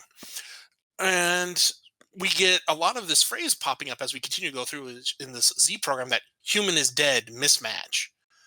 Don't worry about it, because there's also this report called the Jellyman's report. And we all like jelly. Everyone loves jelly. Peanut butter and jelly. It's a good time. What we do is we go on and we discover with this that Okabe actually does have a sense of consciousness, or a conscience. There. Enjoy that, audience. And at that point says, okay, to Okabe and Daru, it's like, okay, if you all want out, this is the time. Also, because she's very important to the work they're doing, not that he was about to say important to him, even though they've only known each other for 5 episodes, but I get the impression it's been like a couple of weeks. Time in a time travel show is kind of fluid. Mikey says that, nah, I'm all in. Daru, all damn the torpedoes. So here we go. And they kind of take a break before they do this, and they do read over the Jellyman reports, and they get names with this human is dead mismatch. And you get to find out that CERN has been attempting to send people through time. But they end up at various weird different points and places in the world throughout history. I think there was one that was like in like early 1900 Japan. Mm-hmm. At the base of Mount Fuji, there's just this gelatinated body corpse there. In New York, there was a corpse gelatinated half in and half out of a wall. Yeah. And so, everyone needs to take a break, and Makise talks to Daru about, essentially what happened while Okabe is up on the roof processing all this information they found. And saying, essentially, it's like, take this sponge, and you try to squeeze it through a tiny hole. Not everything's going to come through right or process through correctly, and that's how we get Jelly Corpse. So not only do we get Gel Nanas, we get Gel People. They gelled the boys, which I'm trying to understand. Is that like an aspic? Yeah. Well, no, there's nothing suspended in it, I think. Well, a skeleton. Oh, suspended. This was again my little thing because it's the Jellyman report. They get turned into jelly. So why are they called Gel Nanas with a G? Because gel and jelly are different. To be fair, I'm the one that spelled it with a G. I don't know if they did. It's in the subtitles. Otherwise, it is in the subtitle. Okay. Yeah. Otherwise, I probably wouldn't have put it in my notes. I probably picked it up then and just forgot I did. But yeah, who knows? I mean, first gelatinous Nana, and then jelly human, because it's a jelly man. Because what bad things? It's like the Stay Puft Marshmallow Man. What bad things can come from Jelly Man? So that's pretty much the episode, right? More or less. We get Makise it goes up to the roof at the end of the episode to talk to Okabe and says, what are we gonna do? And Okabe makes the completely rational decision. We're gonna beat CERN to the punch, and we'll take over the world, Pinky. But yeah, then hard cut the episode. So when they're looking at the Jellyman report and it keeps saying mismatch, do we get a later explanation of exactly what mismatch means? Not really. The best I have been able to come up with on my own is that mismatch means essentially test was a failure. Right. I mean, that's obviously like the sort of sterilized subject died thing. But I'm just trying to figure out mismatch, they did not arrive where we sent them, or mismatch, we did not send a Jellyman into the past, but a Jellyman arrived. I mean, both are accurate. I kind of was thinking maybe it's their genetic component wasn't compatible to successfully get them through or something like that. Yeah, there definitely seemed to be an element of that being suggested. So it's clear what it's supposed to be, and I don't think there's an issue if it's never properly explained. I was just wondering if it was, because that is a little that is the kind of tiny thing that could be revealed to have meaning, but it also didn't seem like the one that necessarily needed to be. I'll be honest. There's a part of me that wishes it was, and wishes it meant something far more, a far greater implication, because kind of like you, 2014 me, it's what does mismatch mean? What were they trying to get? A specific time, a specific area? What? It's just such a specific word over failure. And I'll be honest, that was probably the one thing that kind of really left me wanting at the end. I was but why mismatch? So I'm with you. I'm with Fun. you. All right. But Bob, Joe? Oh, yeah. For me, it was more... Oh, sorry, Joe. I was just going to tell you what. For me, this was an attempt at redeeming Okuba. And it did a little bit. Still a little manic on him. Just fine. This was more of a... Would you say it was kind of episode? Fair, yeah. I was going to say kind of peeling back his onion. Just saying there is a little bit more than what we first thought. A little bit. And that's all I will really say about this episode. You didn't like the Jellymans? Meh. Oh. I mean, it's just natural continuation and trying to explain the logic behind it. Again, I'll explain more at the end. Okay, that's fair. I was honestly a little disappointed at Gel Nanas, because when all we had was, Joe saying it because it was in the tagline on our list, for some reason I was imagining a midichlorian, but the size of like a chicken egg. Just like one big one, like, oh, it's some sort of science thing, but also maybe organic. It's a gel nana. Oh, that's from a different universe or something. But it's like, no, it's a banana. What became gel nana? And I'm like, oh, yeah, that makes sense. Right, what it says on the label. Yeah, if they had spelled it with a J, maybe I would have put it together. But no. Okay, so let's get, it sounds like we're going to have a lot to unpack at the end here, but before we get there, it's time for episode 9. Chaos Theory Homeostasis number 2. Like I said, I haven't figured out the reasons for the title, but you can on your own. So we skip ahead a little bit. Okabe and Daru are at Queen May's again, because of course we are. And they're discussing that they've now at this point confirmed that D-males, I'll spell that out in a second, are in fact capable and do travel back through time, but the outcomes of which are not necessarily guaranteed. So let's unpack D-males. In episode we didn't watch, they actually have a naming convention party. Such as one of the options was the email that leapt through time. Oh my god. Yeah, Daru suggested that, if I remember correctly. He would. Yes, he would. Then there was the flux capacitor email, which Mayuri suggested, which eventually came down to Makise deciding to say, well, why don't we, or no, it was Mayuri, I believe, said, no, or DeLorean mail. It's like, well, we'll call it a D-mail. It's short. It makes, we understand what it means, gets the point across, and when we abbreviate it, no one knows what we're talking about. Oh my god, I forgot it was DeLorean. Oh Yep. my god. Pop culture references. Okay. To be fair, though, let's put this in the context. This is why I think I can accept some of their pop culture references. Put this in the context of some young 20-somethings in 2010, 2011. These references absolutely make sense. This is what they're drawing upon. Yeah, like I said, that's how I accept it, and that's probably why it works for me. But anyway, so we also learn, again, a short time thereafter, they try and win the lotto. Because of course you would. That's the first thing people are going to try and do when you have time travel technology. You're not going to try and make the world better. You're going to try and win some money. Mm-hmm. Well, the thing is, they typed in one of the numbers wrong, and they D-mailed it to Rukaka, a while back. Shrine Maiden. Backwards in time. Yeah, Shrine Maiden. And because the number was wrong, I don't remember if they put it in wrong or sorry. Damn. Well, here's the thing. There's a reason this is happening too, and it's partially a order of events. If you watch the show, you'll understand. Yep. And I believe a certain event has already happened at this point.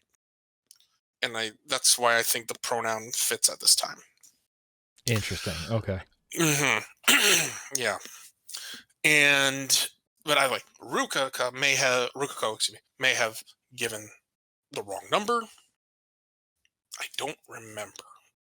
It's like I said, it's either they sent it back or Ruka gave the wrong number when getting it, so they only got like the third place prize, which essentially was like, I don't know, like $100. But they proved it worked, is the thing. And by this point, they've had several experiments because, as you can imagine, with all these friends, certain people want to do certain things with time travel. Of course. Mm-hmm. And some of them are problematic. Sure. Mm-hmm. But that being said, so Ferris overhears this, and Okabe is like, I'm not going to, essentially shorthanded, I'm not telling you.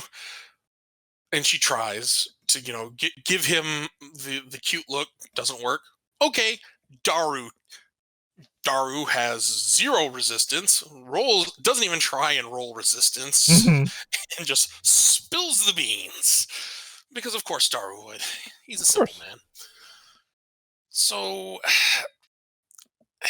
Okabe and Daru eventually leave. Ferris is interested, but we cut out there for the intro.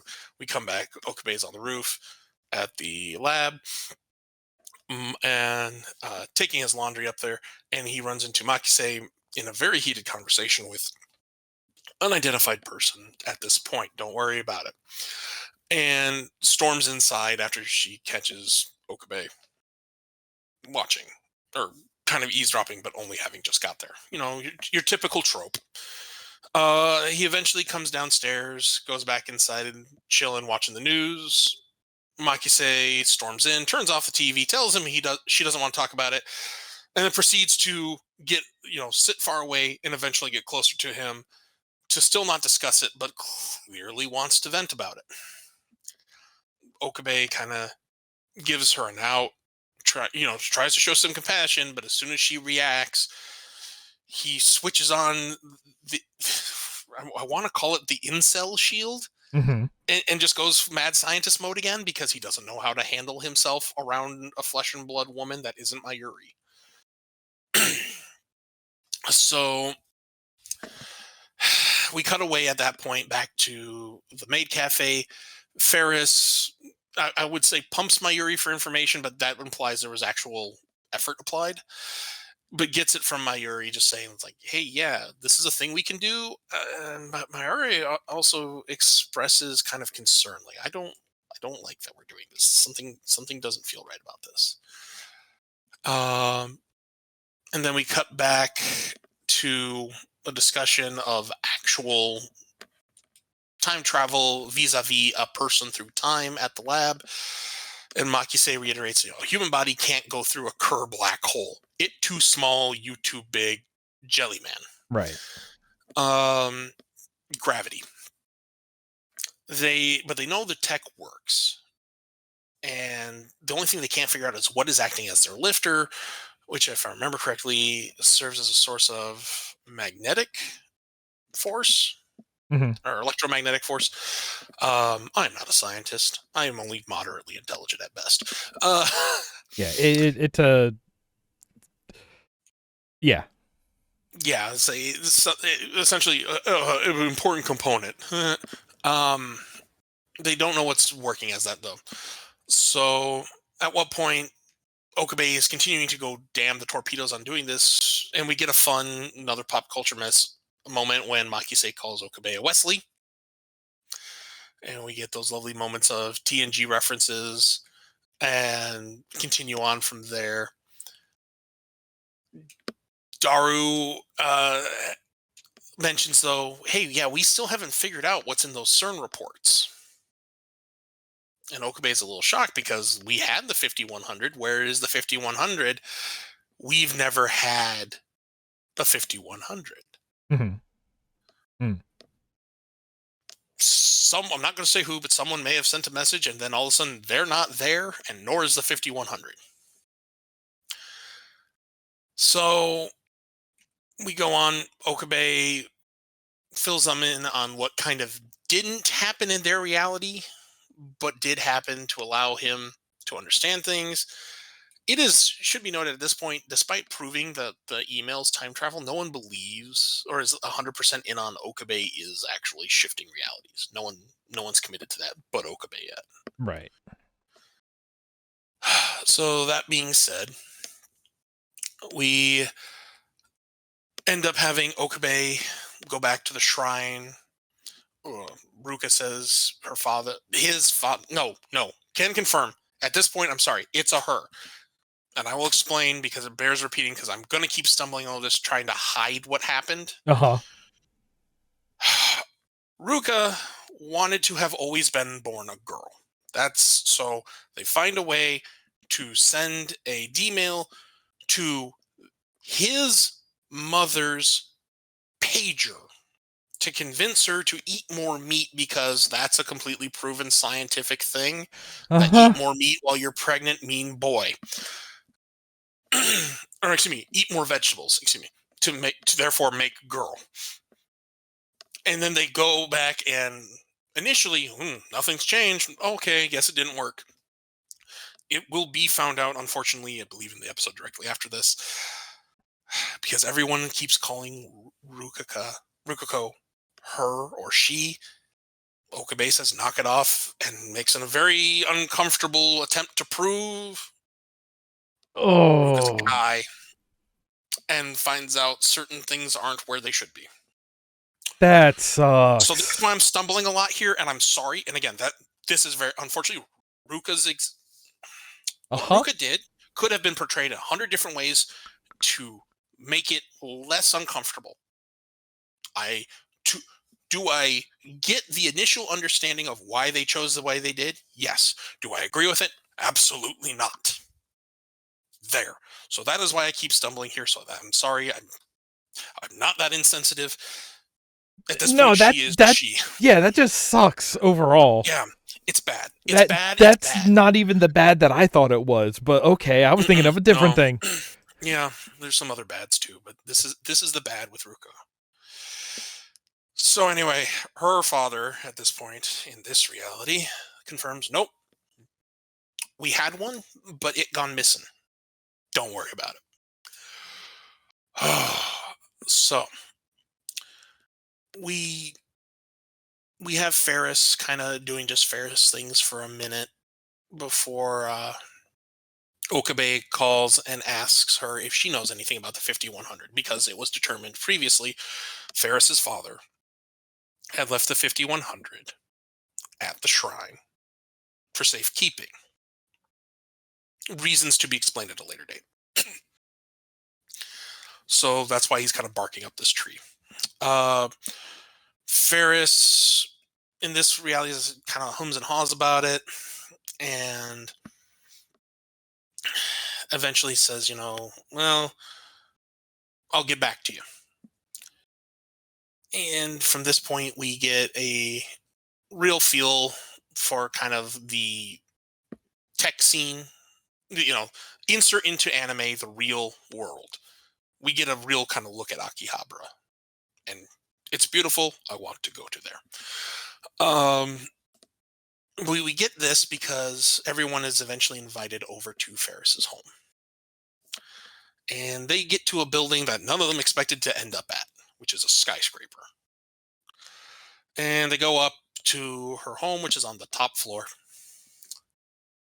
And excuse me, I'm skipping a little. Before they get inside, Okabe hears Moeka, Shining Finger, and looks around, sees her, chases her down, and she asks, have you seen the 5100?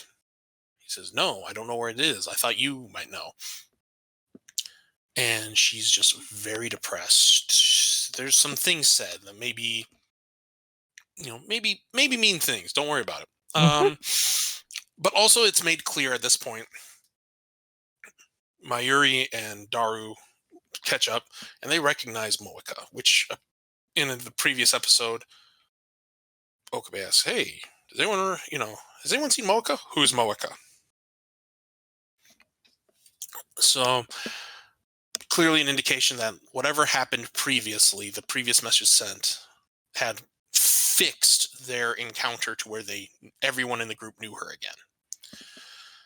That said, they all continue to Ferris's place.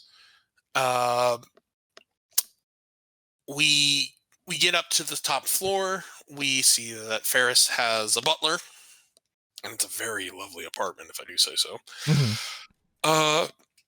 And we learn that Ferris is kind of holding out on information on the 5100 for use of a D-mail. She wants to send something. She will not divulge what it is. Daru not being the good champion, but just being a simp. Yeah, okay, let's do that.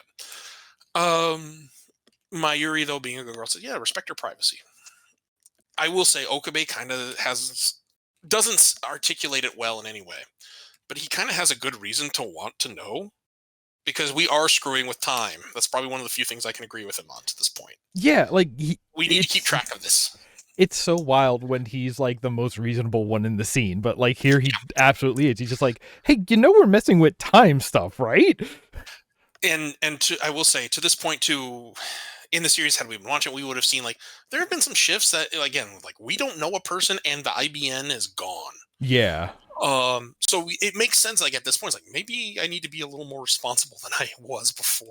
Still wanting to play around and screw around with time travel, but maybe keep a list. I don't know where he's going to keep it, because world lines change. It's not like he can take paper with him.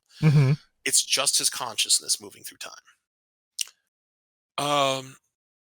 So eventually Okabe agrees. She spills well, it was at the shrine, but it was lost. I couldn't have told you. And so, they're back to square one.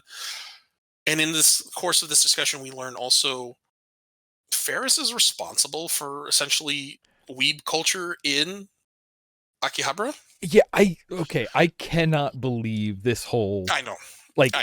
Call it a reveal, but it's I mean, and this goes back to like the tropiness, right? Like, not only was she the most into the most into character cat maid, but also she's like, also like my family is responsible for Akihabara and Moe culture, and again, like, she's the one who's really hard into the Rye Battlers tournament scene. So it's just like she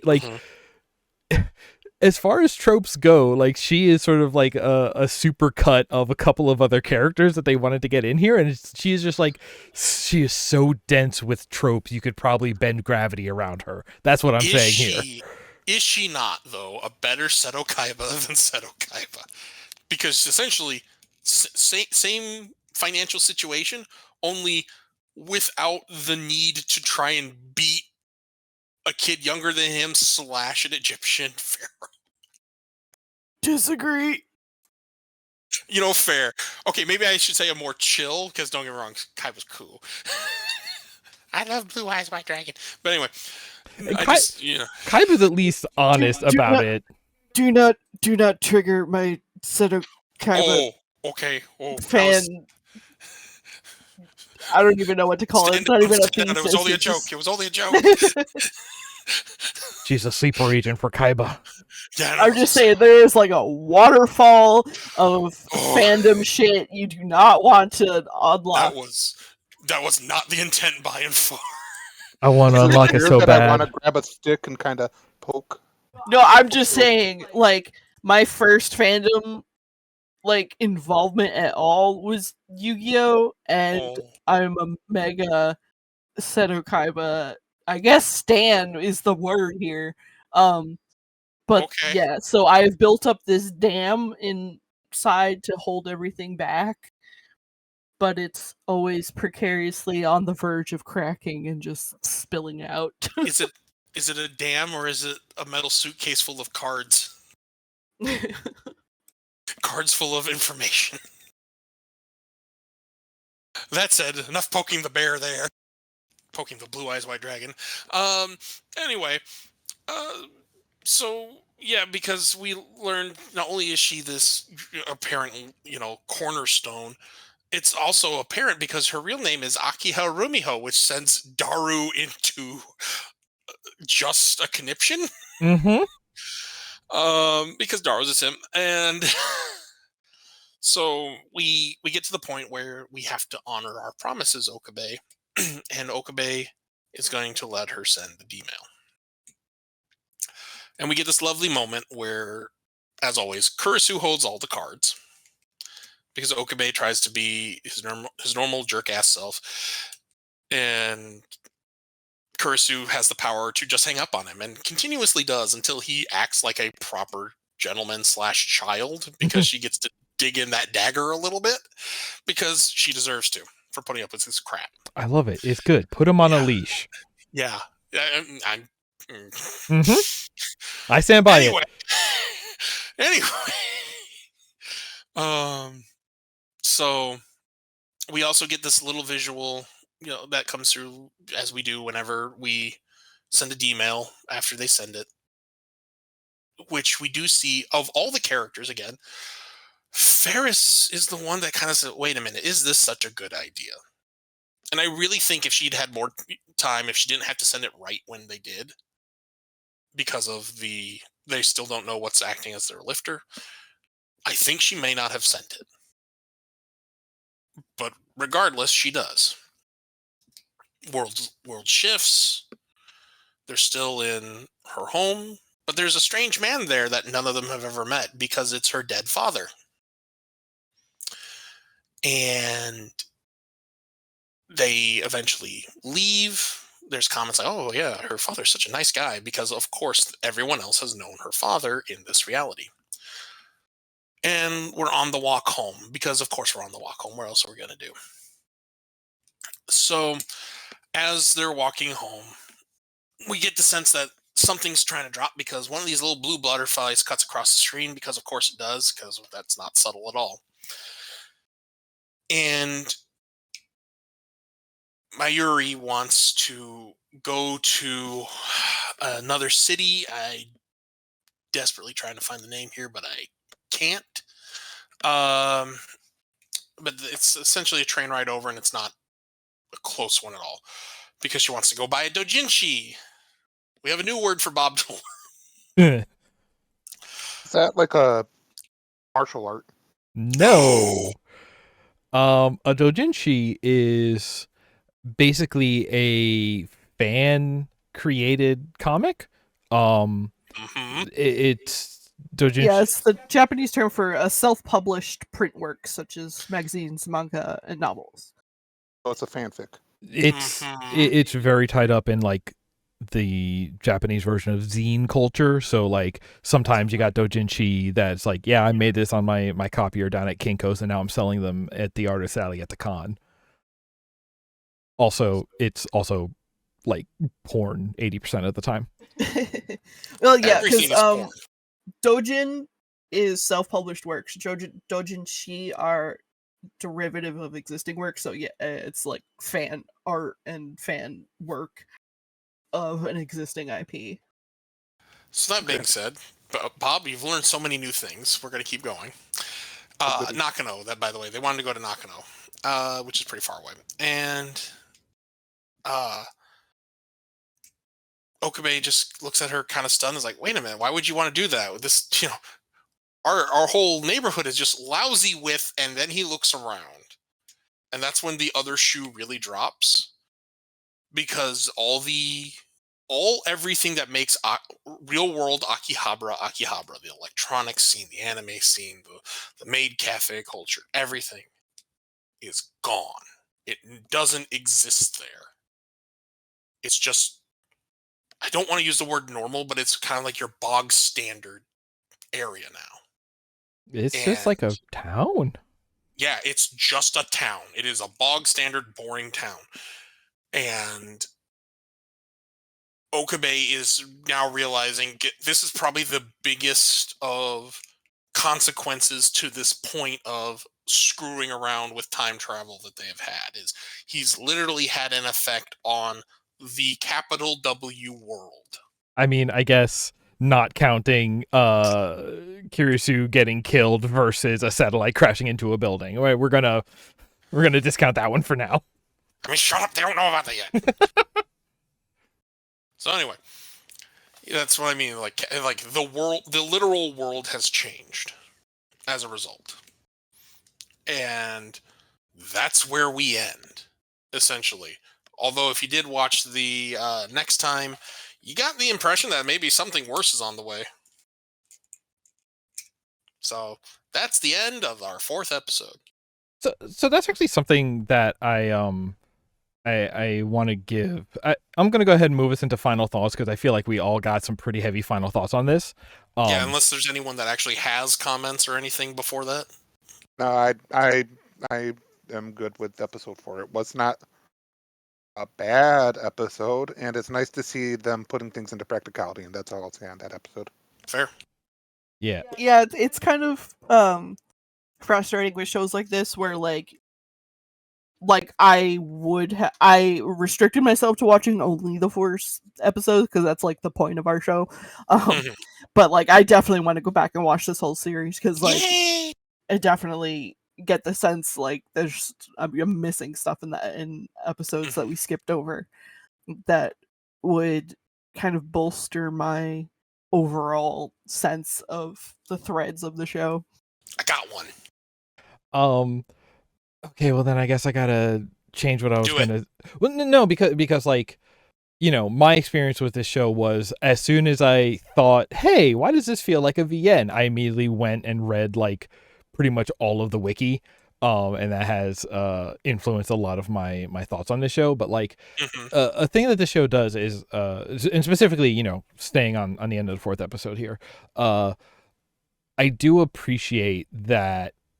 Again, like I was saying, this is not necessarily a slow burn, because even earlier, like there was a 2-episode gap between saying, hey, this specific computer MacGuffin we need, versus showing up with it in hand and moving on to the next thing. I'm like, all right, 2 episodes, that's a pretty good. That's time to have an adventure in there on the way, but it's also not dragging it out too long. And with the way this episode ends, and we're really getting into this, like, oh, right, butterfly effect, the thing that we saw happen in the first episode, but now it's finally sinking in, and like seeing that this show is not going to be about the mystery of how does time travel work so much as sort of like it is it's going to have the 2 acts. Most of what we saw was in the fucking around bit, and now it feels like a lot of the rest find out phase. Yeah, it is about finding out and being like, oh, how do I undo everything I've done? Oh no. Oh, this was bad. Like, if the fact that like the show is moving on into doing like there is a like logical progression and consequences. Yeah, absolutely. This show is going to be dealing with consequences, and I feel like we've watched a bunch of shows who are like not interested in consequences so much as reveals, Mm-hmm. So again, like for a show full of characters that I don't really enjoy, I do respect things that it's doing in terms of just like the structure of a show and telling a story like this. Before we get into everyone else's final thoughts, I will just say this, because my summation is really simple, obviously. Mm-hmm. Yes, I like the show. That's why I put it here. It is one of my favorite shows because it is oops, all consequences, essentially. And I what I do remember of is like, yeah, I didn't like Okabe to begin with. I think having watched it and then rewatched it to kind of get all the points and everything, to see where everything really was. I won't say he's anywhere near like my favorite character, but he's at least an understandable character. And it's, again, the greatest tragedy of the show is it is a product of its era. But again, I like the consequences. I like how they kind of handle their explanations regarding time travel and what can and cannot be done, and how they resolve everything. I enjoyed, without being as spoiler free as possible. So that's my stand, and the fact that I can at least get Joe to watch it, get someone just to know, like, at least I got one of them, just makes me feel accomplished. Anything else is just gravy at this point. So please, your final thoughts. Who's going first? Time travel, interesting. Curious to find out more details about it, and I always love a multiple timeline setup. I'm curious what they do with it. Don't like the main character that much. Have enough vague interest in some of the other characters to be interested in seeing where they go with it. But yeah, mostly I'm into it for the setup and the question of the rule set they're playing with. Fair. And so Nick has kind of that balance. I'm going to be, unfortunately, the opposite side. I think that suffers a lot from, I think this has the potential to be a great show. Of every single show we've watched, this show suffers the most from we're watching 4 episodes. Mm-hmm. So for me, I don't have an interest in the main character. I will be fully honest, I don't. The side characters, like the do-do-do, the third time of that, I was like, it's a bit... I could never guess her age. She is a cat maid, but at some points she seems 12. You've got photograph person who's too timid and, I don't know, electronic dependent. And the only person that you really care about is dead at the beginning, but not really. Go ahead. Let's play this game right now. How old does everyone think the main character is? Well, I can't say anything. Okaba? Yeah. Knowing, thanks to animes, the real answer is probably different. So I'll give 2 answers. Okay. Old Bob would say probably around 32. Yeah, I guess that's the thing. There's how old does he seem to be, and then how old do you think he canonically is? So those are definitely 2 different answers. Canonically, I'm going to put him at 23. Okay.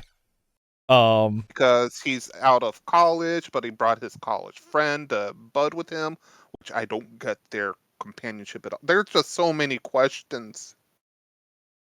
Joe, you want to take a guess at this game? I'm gonna assume everybody is late teens, early 20s. Our main character, Okabe, is 18 years old. No. Uh-huh. The oldest character of our main character group that we've been hanging out with is 19. What about Mr. Landlord? I mean, he's going to be older, but I'm not considering everyone who we know who is part of the lab.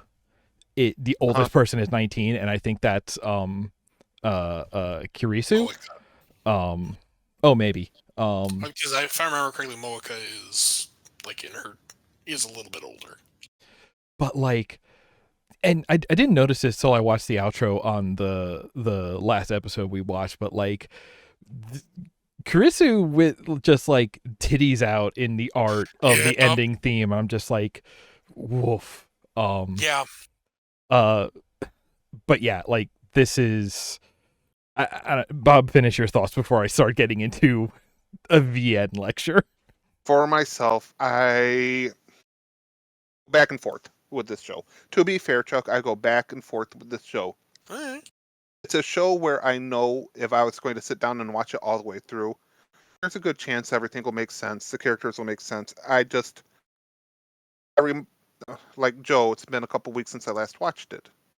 And in all honesty, because the first 2 episodes kind of turned me off to the main character, I struggled watching 5 and 7. I get it. The last couple episodes. And even though I did watch it, and you can tell that there's progression, I don't know that I'll go back to it, but I can see where the setup is. Does that make sense? Yeah, I don't want to paint it in a negative light because you can see that there's progression there. This show just suffers from what I saw. I get it. 4 episodes, especially with, and I will say, in my opinion, you're right. With this show, 4 episodes, that's a tall order because everything kind of is fluid. It keeps moving. And so I get it. So I would posit for season 2, unless you know what you're going to do, time travel is a hard thing to do piecemeal. Mm-hmm. I think this show is probably the inferior product to the VN it is based on. Really? Okay, go on. So, okay. Hold on, before you go on, are you telling me I need to actually sit down, give Steam my money, and play the VN?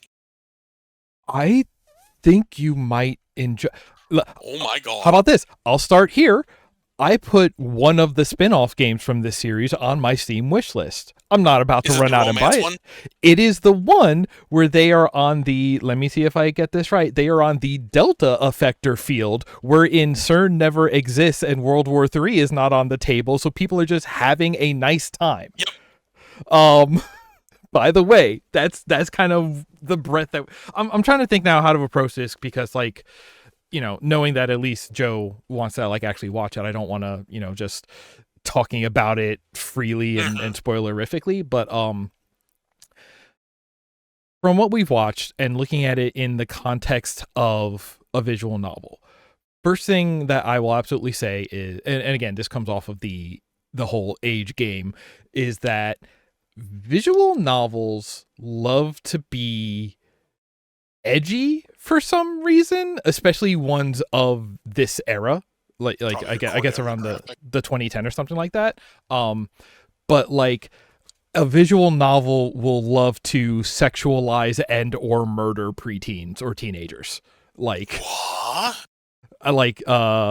I think a lot of it comes from maybe like the battle royale sort of style of story where it's a bunch of high schoolers murdering each other. But when we're talking about Danganronpa now. Exactly, Danganronpa is just like, hey, here is a classroom full of kids and it is a murder mystery where it's just like, I forget what the rules of Danganronpa are, but it's just like, don't tick off the bear.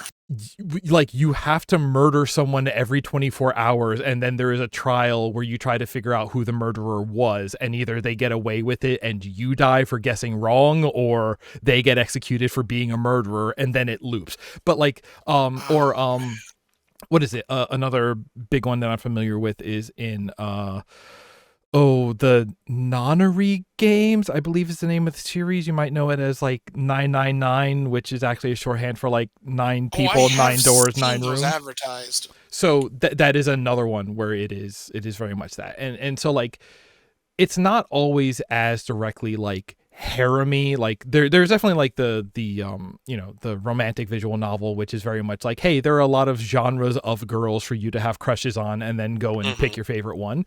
But then there has also been this sort of style of visual novel where it's trying to be like edgy and like death is on the line, and Nonary games especially are very time travel heavy. Like it is the kind of game where like that one specifically, I don't know so much about Stein, but I imagine it's not too unrelated.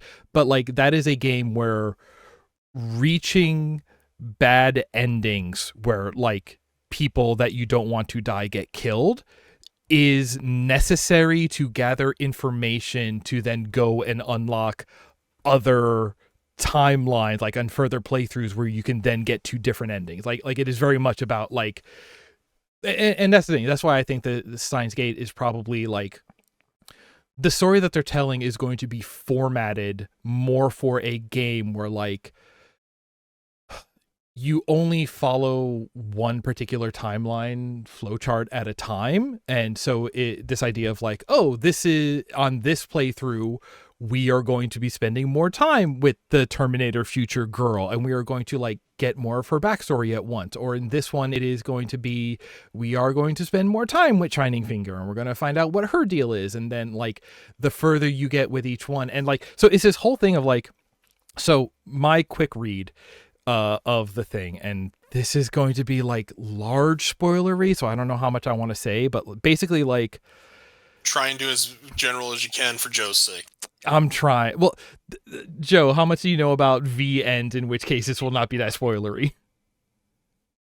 I mean, I know enough to know that they're like trope-tastic. Usually have a true ending. Yeah. Okay. So, like I know them mostly from the romance game angle. Okay, so then this shouldn't be, even if it's a spoiler, this shouldn't be much of a surprise. But basically, like the major endings of the game are one ending is like, ending A is the ending where Kurisu gets murdered for being good at time travel science. Ending B is childhood friend gets murdered for some reason or ends up dying in some way, like because time or reality hates her.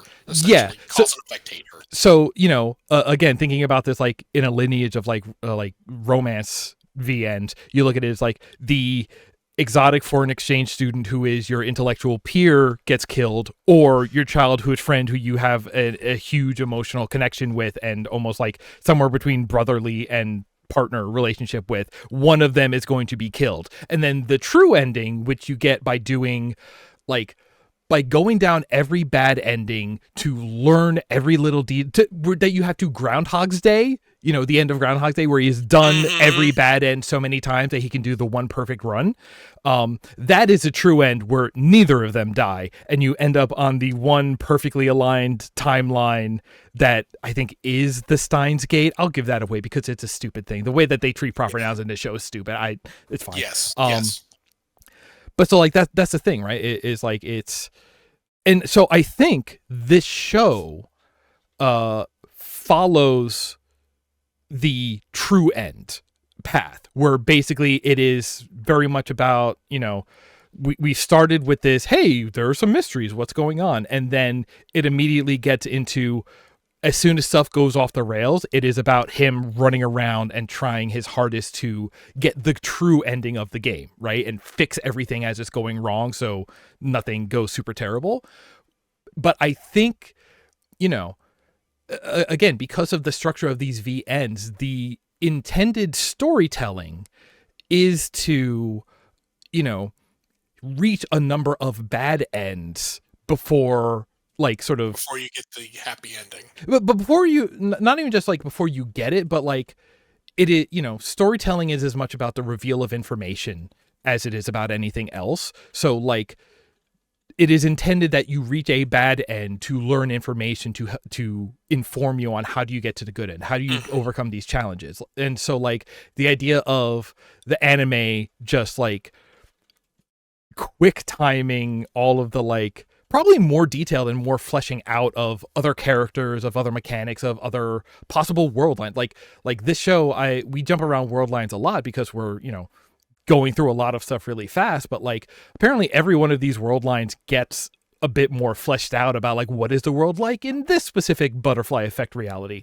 And like so I have the, again, I'm basically speculating from my own knowledge, but like of VNs and storytelling and stuff like that. But like this idea of, in order to make it a single story that fits in like 26 episode length or whatever, that reaches that true ending, so much world building, character building, relationship building is getting short shrift to get us to that point. I never considered that, but I would say you're probably right. I would have to believe that. Yeah, and again, I'm speculating, just going by like, because it is an element of like, of course, to play through that game to get that many endings and eventually the true ending is like, that is going to take way longer. But also like, then when you get the true ending, it's going to hit harder because of how much more work you had to put into it, because of like how many times you had to fail before finally getting it. Like, I have to imagine whatever the ending of the show is, probably doesn't land as hard as it would if you actually had to like work for it versus just watching someone else run around to make it happen quickly, or relatively quickly. I can see that. Honestly, two things. I'm sorry if you're finished. Yeah, that's. I got a couple of other little things, but like this is this is like my most positive thing to say, I guess. It's like, I bet this game is super good. Fair. First off, when you're describing all that, two things came to my mind. First off, when you're describing the A ending, B ending, you have to choose between your love or your best friend, whoever they may be. Oh, I'm not gonna lie, my brain, to betray my age, went back to Sam Raimi's Spider-Man, and all I heard is choose Spider-Man. I'm sorry. And not to derail what you're saying, because I actually enjoyed what you had to say. But the second thing is, all of a sudden I realized I think Life is Strange does the time travel ending better. Yeah, okay. I won't say why. Yeah, but I think it does. Honestly, I haven't seen that to completion, but like, yeah, if you want to talk about like butterfly effect time travel stuff, that is another and doing it in an interactive medium, I think interactive mediums love to take on this genre, because I think there is that, that is kind of games. It's about systems. It is about, I'm going to poke this piece, what happens, and talking about like time ripples is very natural for that sort of medium. But that being said, hey guys, if you want us to start a Patreon so I can play through all of Steins Gate and have, try and prove if Nick is right, let us know, because at this point I'm kind of convinced I would do that. And if we had a Patreon and people wanted to pay to watch me go through that and possibly emotionally suffer, I would be game. Apparently in 2018 they did put out a re-release of the game, which brought in the animation from the anime to make it like oh, now it also like super refurbished and like a more unified experience, I guess. It's on my Steam wish list. There you go. So I say all that, and like the positive spin is I bet this game is really, really good. And like that is like, especially when, like, if the anime was critically acclaimed, it's like, oh, if you thought this sounded good on cassette, wait till you hear the flack, is kind of my argument here. Okay. But also, like, I can absolutely turn it around, and like I am not interested in, like, I think reading the wiki was a fine way to enjoy the story of this show, because like I think the actual watching of it does have issues, because you look at it and like, so let's talk about Daru, yeah, like because he is so gross, because this is a VN, and of our, like, he's like the only other named character who is of romanceable age range who is male, so he needs to be gross in order to make Okabe look like a better boyfriend by comparison. Gross, but so I can see your point. He has to do heavy lifting. Consider Okabe is Okabe. Yeah. And then yeah, like I said, there's a lot about like VNs trying to be edgy do get gross like this. That's why, our 19-year-old is tits out in the outro. This is why she gets murdered in the first scene. Like, what is it? One of my notes was, and again, she's very, as much as I like her, she's very tropey. One of my notes is, I guess this is after Okabe walks in on Kurisu having a phone conversation, and it's just like, oh, okay, so the smart one is also the exotic foreigner and also has sad secrets and needs someone to confide in, but also stubbornly always tries to keep up a stubborn cold facade. No wonder her root is the true end. Like once I realized this is VN, like, it was distracting how obviously like shaped for a VN, they're structured for a VN, even the characters are, and they're like, there's so many, and because there's so many, they're all kind of boiled down to like a single character trait, except for the one who is the main one, who is the one that like, or sorry, except for the two who are the ones for the two true main endings, but like that's kind of the cool thing, right? Like, my understanding is like one of the game endings is like, oh, when Ruka is born as a girl, then Okabe doesn't have to have the gay panic about it, and so they can actually go and like, what is their relationship like, where they are the main pairing. Or the one that I like is in the Oops Yu-Gi-Oh timeline, it's like that fork starts so far back that like there is never a gadget laboratory. The pairing is Okabe and Ferris, and they are partners on the Rynet Battler circuit, and it's just like, I can believe that too, right? Like, so it's just, and like the game, because it's like that is going to run into a dead end, but they are going to take the time to play that out, and it's this weird thing where it's just like, when we don't see those fleshed out, what we end up with is what we have in the anime, which is a lot of one trait. It's just pure trope, none of them have time to take that trope and do something interesting with it. And so yeah, like, and so again, the fact that like it was the image of the satellite crashed into the side of the building before the first OP, when I said, oh, is this VN? Like, I wouldn't say it ruined the rest of my watch of it. Distracted. But it was distracting, and I kind of had this thing where it's just like, man, I kind of like, if I was to check this out, I wish I was checking out the game. Like I said, I went into the show really on tilt for a way I don't know why, but like one of my notes by my own final thoughts is just like, for as far as like a movie or a show goes, I think the MST3K seminal classic Time Chasers was a better version of the story they're telling here. But I think this is a rad game. Like, that's the thing. I think the concessions you don't like made it as a show. You like it better as its, source material. I think the story is going to be better fit and better told through the original medium, because the concessions that are made in turning it into a linear, non-interactive, one-ending show, I think kind of cripples it in a lot of ways. Well, as with in so many movies, so many people say, the visual novel was better than the show. Yeah, and I'm usually not that kind of person, but like, maybe I would hate the visual novel and I would flip all of this right around. I mean, this is also partially like telling a story in different mediums. You're engaging with it differently, and depending on how you like to engage with stories, you might find one more compelling than the other. Yeah, and that's kind of what I was trying to, while being a little snarky, kind of get to the point. Is like I can see your point. Like, this is probably better. A point I hadn't even considered at any time was like, it's probably actually, there's probably a lot left on the cutting room floor because you are constricted to 24 episodes, 25 if you count the OVA, and never mind Steins Gate 0. Yeah, I can see where you're coming from, and you may be very right. The only reason I put that qualifier on there is because I really have no experience with the game.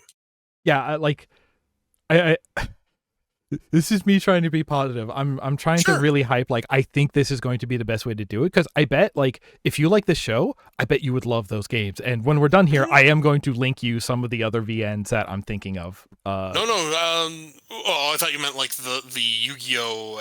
Steins Gate. No. Like I said, the non-Ori games. Even only a couple of years ago, like 13 Sentinels: Aegis Rim was not so much with like. What the hell is that name? It is. Guess what? They're all named like that. Yeah. But that is also like. Are you familiar with the series Fate Stay Night? Joe, we got to talk about something off. Yeah, let's just say yes. There's a very obvious answer yes to that, Joe. Yeah, that started as a visual novel. I know. Yeah, I learned that after the fact, Joe. But yeah, like the visual novels are a lot more common in Japan. Yeah. The ones we get are kind of the notable exceptions. Sure. Or the branded ones like Go Date, Colonel Sanders, or a pigeon. Yeah. Or a very beautiful horse. Go fry your chicken. Get your chicken in that batter. You are not selling me on these at all. It is extremely to taste. I'll say that. Like, there's enough of them that you can probably find one that is like, it's like, I that sounds like this sort of like genre of story I would like, and you can test the waters, and it either is for you or it's not. And like I said, this sort of like edgy, let's kill teenagers kind of one is definitely like one genre of it. But like what is the one? Long Live the Queen. That one is almost like a period piece where it's just like, hey, this is a princess who, I guess the queen just died, and so she has to like take over the throne, and you are just like guiding her to be like, all right, today we should work on diplomacy, today we should study, and it's like a very elaborate Tamagotchi of royalty. That's a weird sentence, but I don't think that's untrue. I need you to shoot straight with me, and this is not as probably much of a joke as you think it will be when I utter it. Sure. Is Persona not a visual novel? Persona is absolutely a visual novel with RPG elements. Yeah, absolutely, 100%, 100,000%. I played a visual novel because I played Persona 5. Yeah, if you take the combat out of Persona, it's a visual novel. That's exactly what I was wondering. Like, and actually, I mean, that's Persona just with combat. Yeah.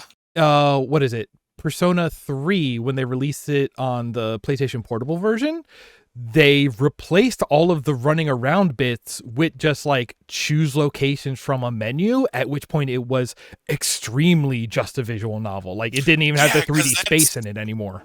Oh, okay. Because I was going to say, like, I remember Persona 5 was like, yeah, choose where you want to go. You still run around in that area, but for the most part, there were some you just didn't, and you just got what was going to happen. But yeah, okay. Cool. I forgot about Doki Doki Literature Club, which also loves to kill and sexualize teens, and that one is Western made, so. Yeah, that one's. Yeah. Yeah, that one was that was an experience to watch other people play. But I did enjoy that one. I really liked hanging out with those characters when they weren't canonically psychotic. That's for another time. Yeah, that's a game that's kind of a trigger for me. I ain't gonna lie. There's a lot of like, no, I'm not participating in this. I enjoyed it. I do not recommend it. Not without knowing what you're going into for sure. Bob, I think you were with me on this. We watched Game Grumps play through it. I am fully God. aware. Yeah, and that's why I said, like, no, it was hard enough to watch that, and I think that's probably the one time I ever made myself suffer through something. Oh. Not because of the Game Grumps, but because of the game. Well, how would you feel knowing that there was a Sega Saturn visual novel based on the Utena universe? Would you believe I knew about that because of Beej and Ian? That's the only reason I knew about it. I watched that whole thing. Yep, same here. I watched that without watching Utena, so that was a real trip. I think, actually, I hadn't watched Utena at that point, yeah. Hey, let's... Hey, yeah, I was just about to say, can we Let's add... wrap it up. I know, I need you to add a gavel clap noise to the soundboard that I can just hit when we start going too far off topic. Do it. Bring us into session. Do it, you coward. Okay. Or you could do the objection from Phoenix Wright just to make it, on brand. No, just kind of a knock-knock thing. All right. Get this thing from Law and Order. Knock, knock, open up the door. We're Weebs. So we're two against, or at least one not in favor, but maybe the game. One that's kind of not really doing it for you, and one I have to see this through, or I'm interested to see this through. Seeing it through will occur, regardless. Yes. But now it's time to look at our lists. Hey. Right. I haven't actually put up. Remember we do lists on this show? It's been a while. We do listicles. No, we don't. Oh, well. No. Well. No. Nick, no, I don't think there's make really, me do this. Yep. I think there's only one that we can really add to.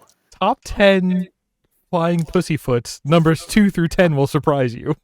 That's what we do. At the end of the season, I'll put these out as listicles. It's like, you son of a bitch, you got me. Okay. But yes, opening theme song. Honestly, I will put this at 8, pushing down Spy Family. Oh, wow. Wow. Yeah. For me, Really? I didn't mind it. It was a good enough beat. I'm glad. I just didn't think it would be that Spy Family. Re-listening, it's where I feel it, and Sure. Fair. Like, don't get me wrong, I like it. And I feel bad, Chuck. So this will be the only mean thing I say. I think it was the best part of the episodes I watched. I mean, don't worry. If you didn't like it, you didn't like it. You're not hurting my feelings. It's disappointing in the sense that, like, I'm sad it didn't work, but yeah. Well, the first Spy Family opening is still at number 5, so. True. Sorry, that's the one I was thinking of. Any thoughts about the closing song? Even though we don't rank those. I like the intro better. Okay. No, you are correct. It's rare because we found that usually the outros are better than the intros. Joe, would you mind if I gave you an incredibly minor and truly kind of irrelevant spoiler? Go for it. The one thing I really appreciate about the opening about this, there are certain points as this series goes on. It's still the same visuals for the opening, but if you actually are paying attention, especially when you get to the last episode, the lyrics change. Oh. It's all part of the same overall OP. You're just getting, like, progressively the full version of it. That's fun. Yeah, that's something like, I didn't catch it the first time. I think I was watching it the second time, and that caught my attention. Like, oh, this is a treat. Okay. Android anime waifus. Alpaca Man. Alpaca Man. That's okay. Just to get the reaction out of Bob. No. No? Okay, No. but would he be an anime horse? I mean, You there's know four what? legs. You know what? You'll get to throw him at. Well, crap! I like all of them already. We'll put him above Posture King. I was gonna say he could be a runner-up too. We have the separate do a list of runner-up. runners-up. That's true, but I like Alpaca Man. They're generally runners-up because they do not technically qualify as horses, even by our true. standards. We will throw him in runner-up because no one actually rides him. I made a joke and it got through. Yeah, no, we know what Alpaca Man means. Okay, I have some other contenders for this. Oopa, the little metal guy from the Gachapon machine. Is he a waifu or a horse? Either. Kurisu's a waifu. Not an android waifu. But he's made of metal, and he's adorable. I wouldn't kick him out of bed. Of metal, or just kind of coated lightly in a metal-like substance? Yeah, he's probably the like metal die-cast. So I agree. Hot Wheels car level. He's a metal die-cast. Yeah. Like I said, the gachapon machines over there. No joke. When you get a rare one, it's cool. Okay. Like I knew could be some good things. I just didn't know like how often. Yeah. Okay. I don't know if I'd call it a waifu. Okay. Fair enough. I would like if we had like best in universe like mascots. I would say sure it's a mascot 100%. But so is my Yuri, because that's what she is a mascot. Yeah. Sorry, I'm just recognizing that we don't know the HP values of our anime waifus, but we could probably get it. Oh man. I mean, the closest I could come to like an android waifu is maybe Moeka, just for how she behaves, except when you try to take her phone. See, okay, so here's what I was thinking. We do have Daru in the show, and he absolutely considers something in the show to be his own anime waifu. So he does have his harem. What about like the IBN 500 and whatever? Okay, I would concede to that because everyone is after it. Right? Joe, I need your strength. Yes. We need an impenetrable wall that says no. Yeah, I'm gonna go with no. Oh. I'm here for the trolling of it. I'm just here to egg Nick on at this point, just to like yes, because I appreciate this thinking outside the box. Oh, I see what you're doing here. I will not go unheard. I love this so free. much. This doesn't have to be the according to Bob. Audience, since you can't see what we can see, we now have a new tagline for Android Waifu Runner-Ups, starring the only runner-up, the IBN 5100. This is probably the best part of the show. Why do we even do the rest? I mean, you're not wrong. All right, I don't actually, for once, I don't feel like there's a flying pussyfoot. Is it not the phone wave? The satellite that crashes into that building? Yeah, the satellite. The totally a satellite and nothing else. Okay, yeah. A crashed satellite. Mm-hmm. That's all it is. That's not how you spell satellite. Yeah, I believe that's all our rankings? All our And if my rememberies remember, because it has been a minute, I think that I saved the Jonana for last in this category. You did. You graduated again, Bob. Oh, man. We need to get a song for this. Or a sound effect. No, a good sound effect. See? Mega List. Mega Jessup. Megatron. Yeah, well, now we go into the next... Yes, you have graduated from the modern average anime fare. And we're moving into the baggage tier. Can I just add in, I think, yeah, like as an emotional baggage, which I could say, it's the tearjerker category. Kinda, because... and weirdly, most of my trip picks ended up here. Yeah, Bob, I'm not going to lie. Picking Steins Gate as the last one to work actually was a nice bridge, because, man, is there some baggage in that show. A real good segue.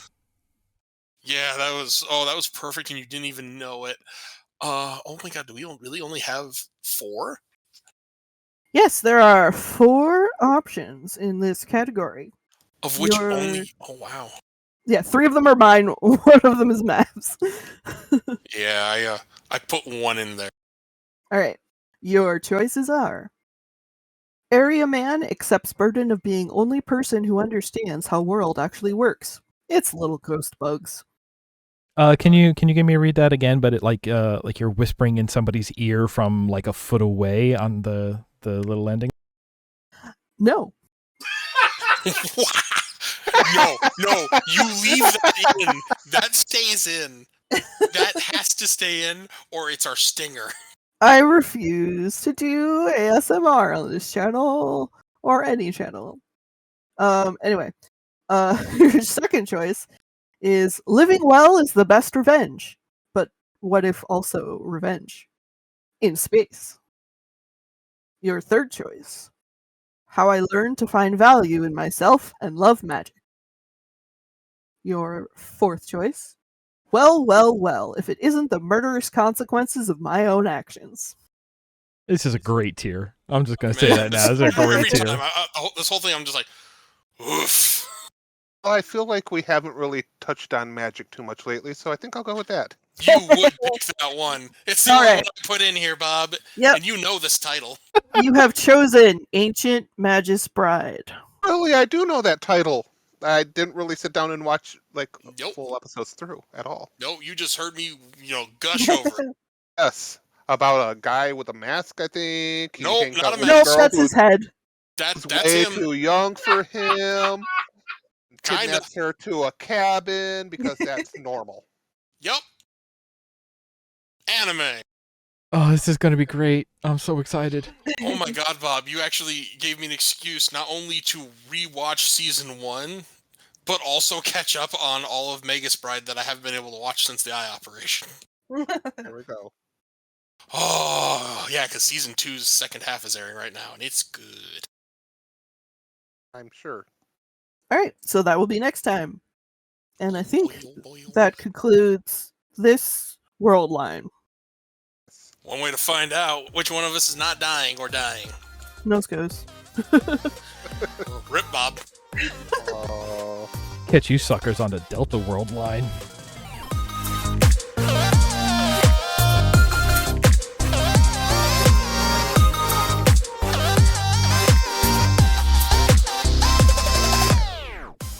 Deep in the Weebs is a show by Chuck, Nick, Joe, and Bob. Our theme music is Kawaii Friends by C. 3. You can find our show on YouTube, or subscribe to the audio-only version on iTunes or wherever podcasts are served.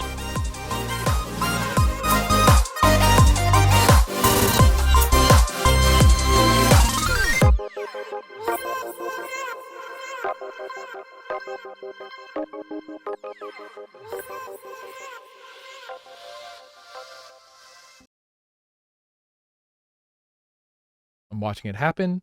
I'm watching it happen. This confirmed. She has unplugged and replugged. It's been really fun with the new desk setup. I get to watch over Joe's shoulder, and every time we say something, watch a new tab come up on a wiki about whatever we were just talking about. It's really fun. Shut up. Shut up, guys. Do my job. I know, it's great. I love it.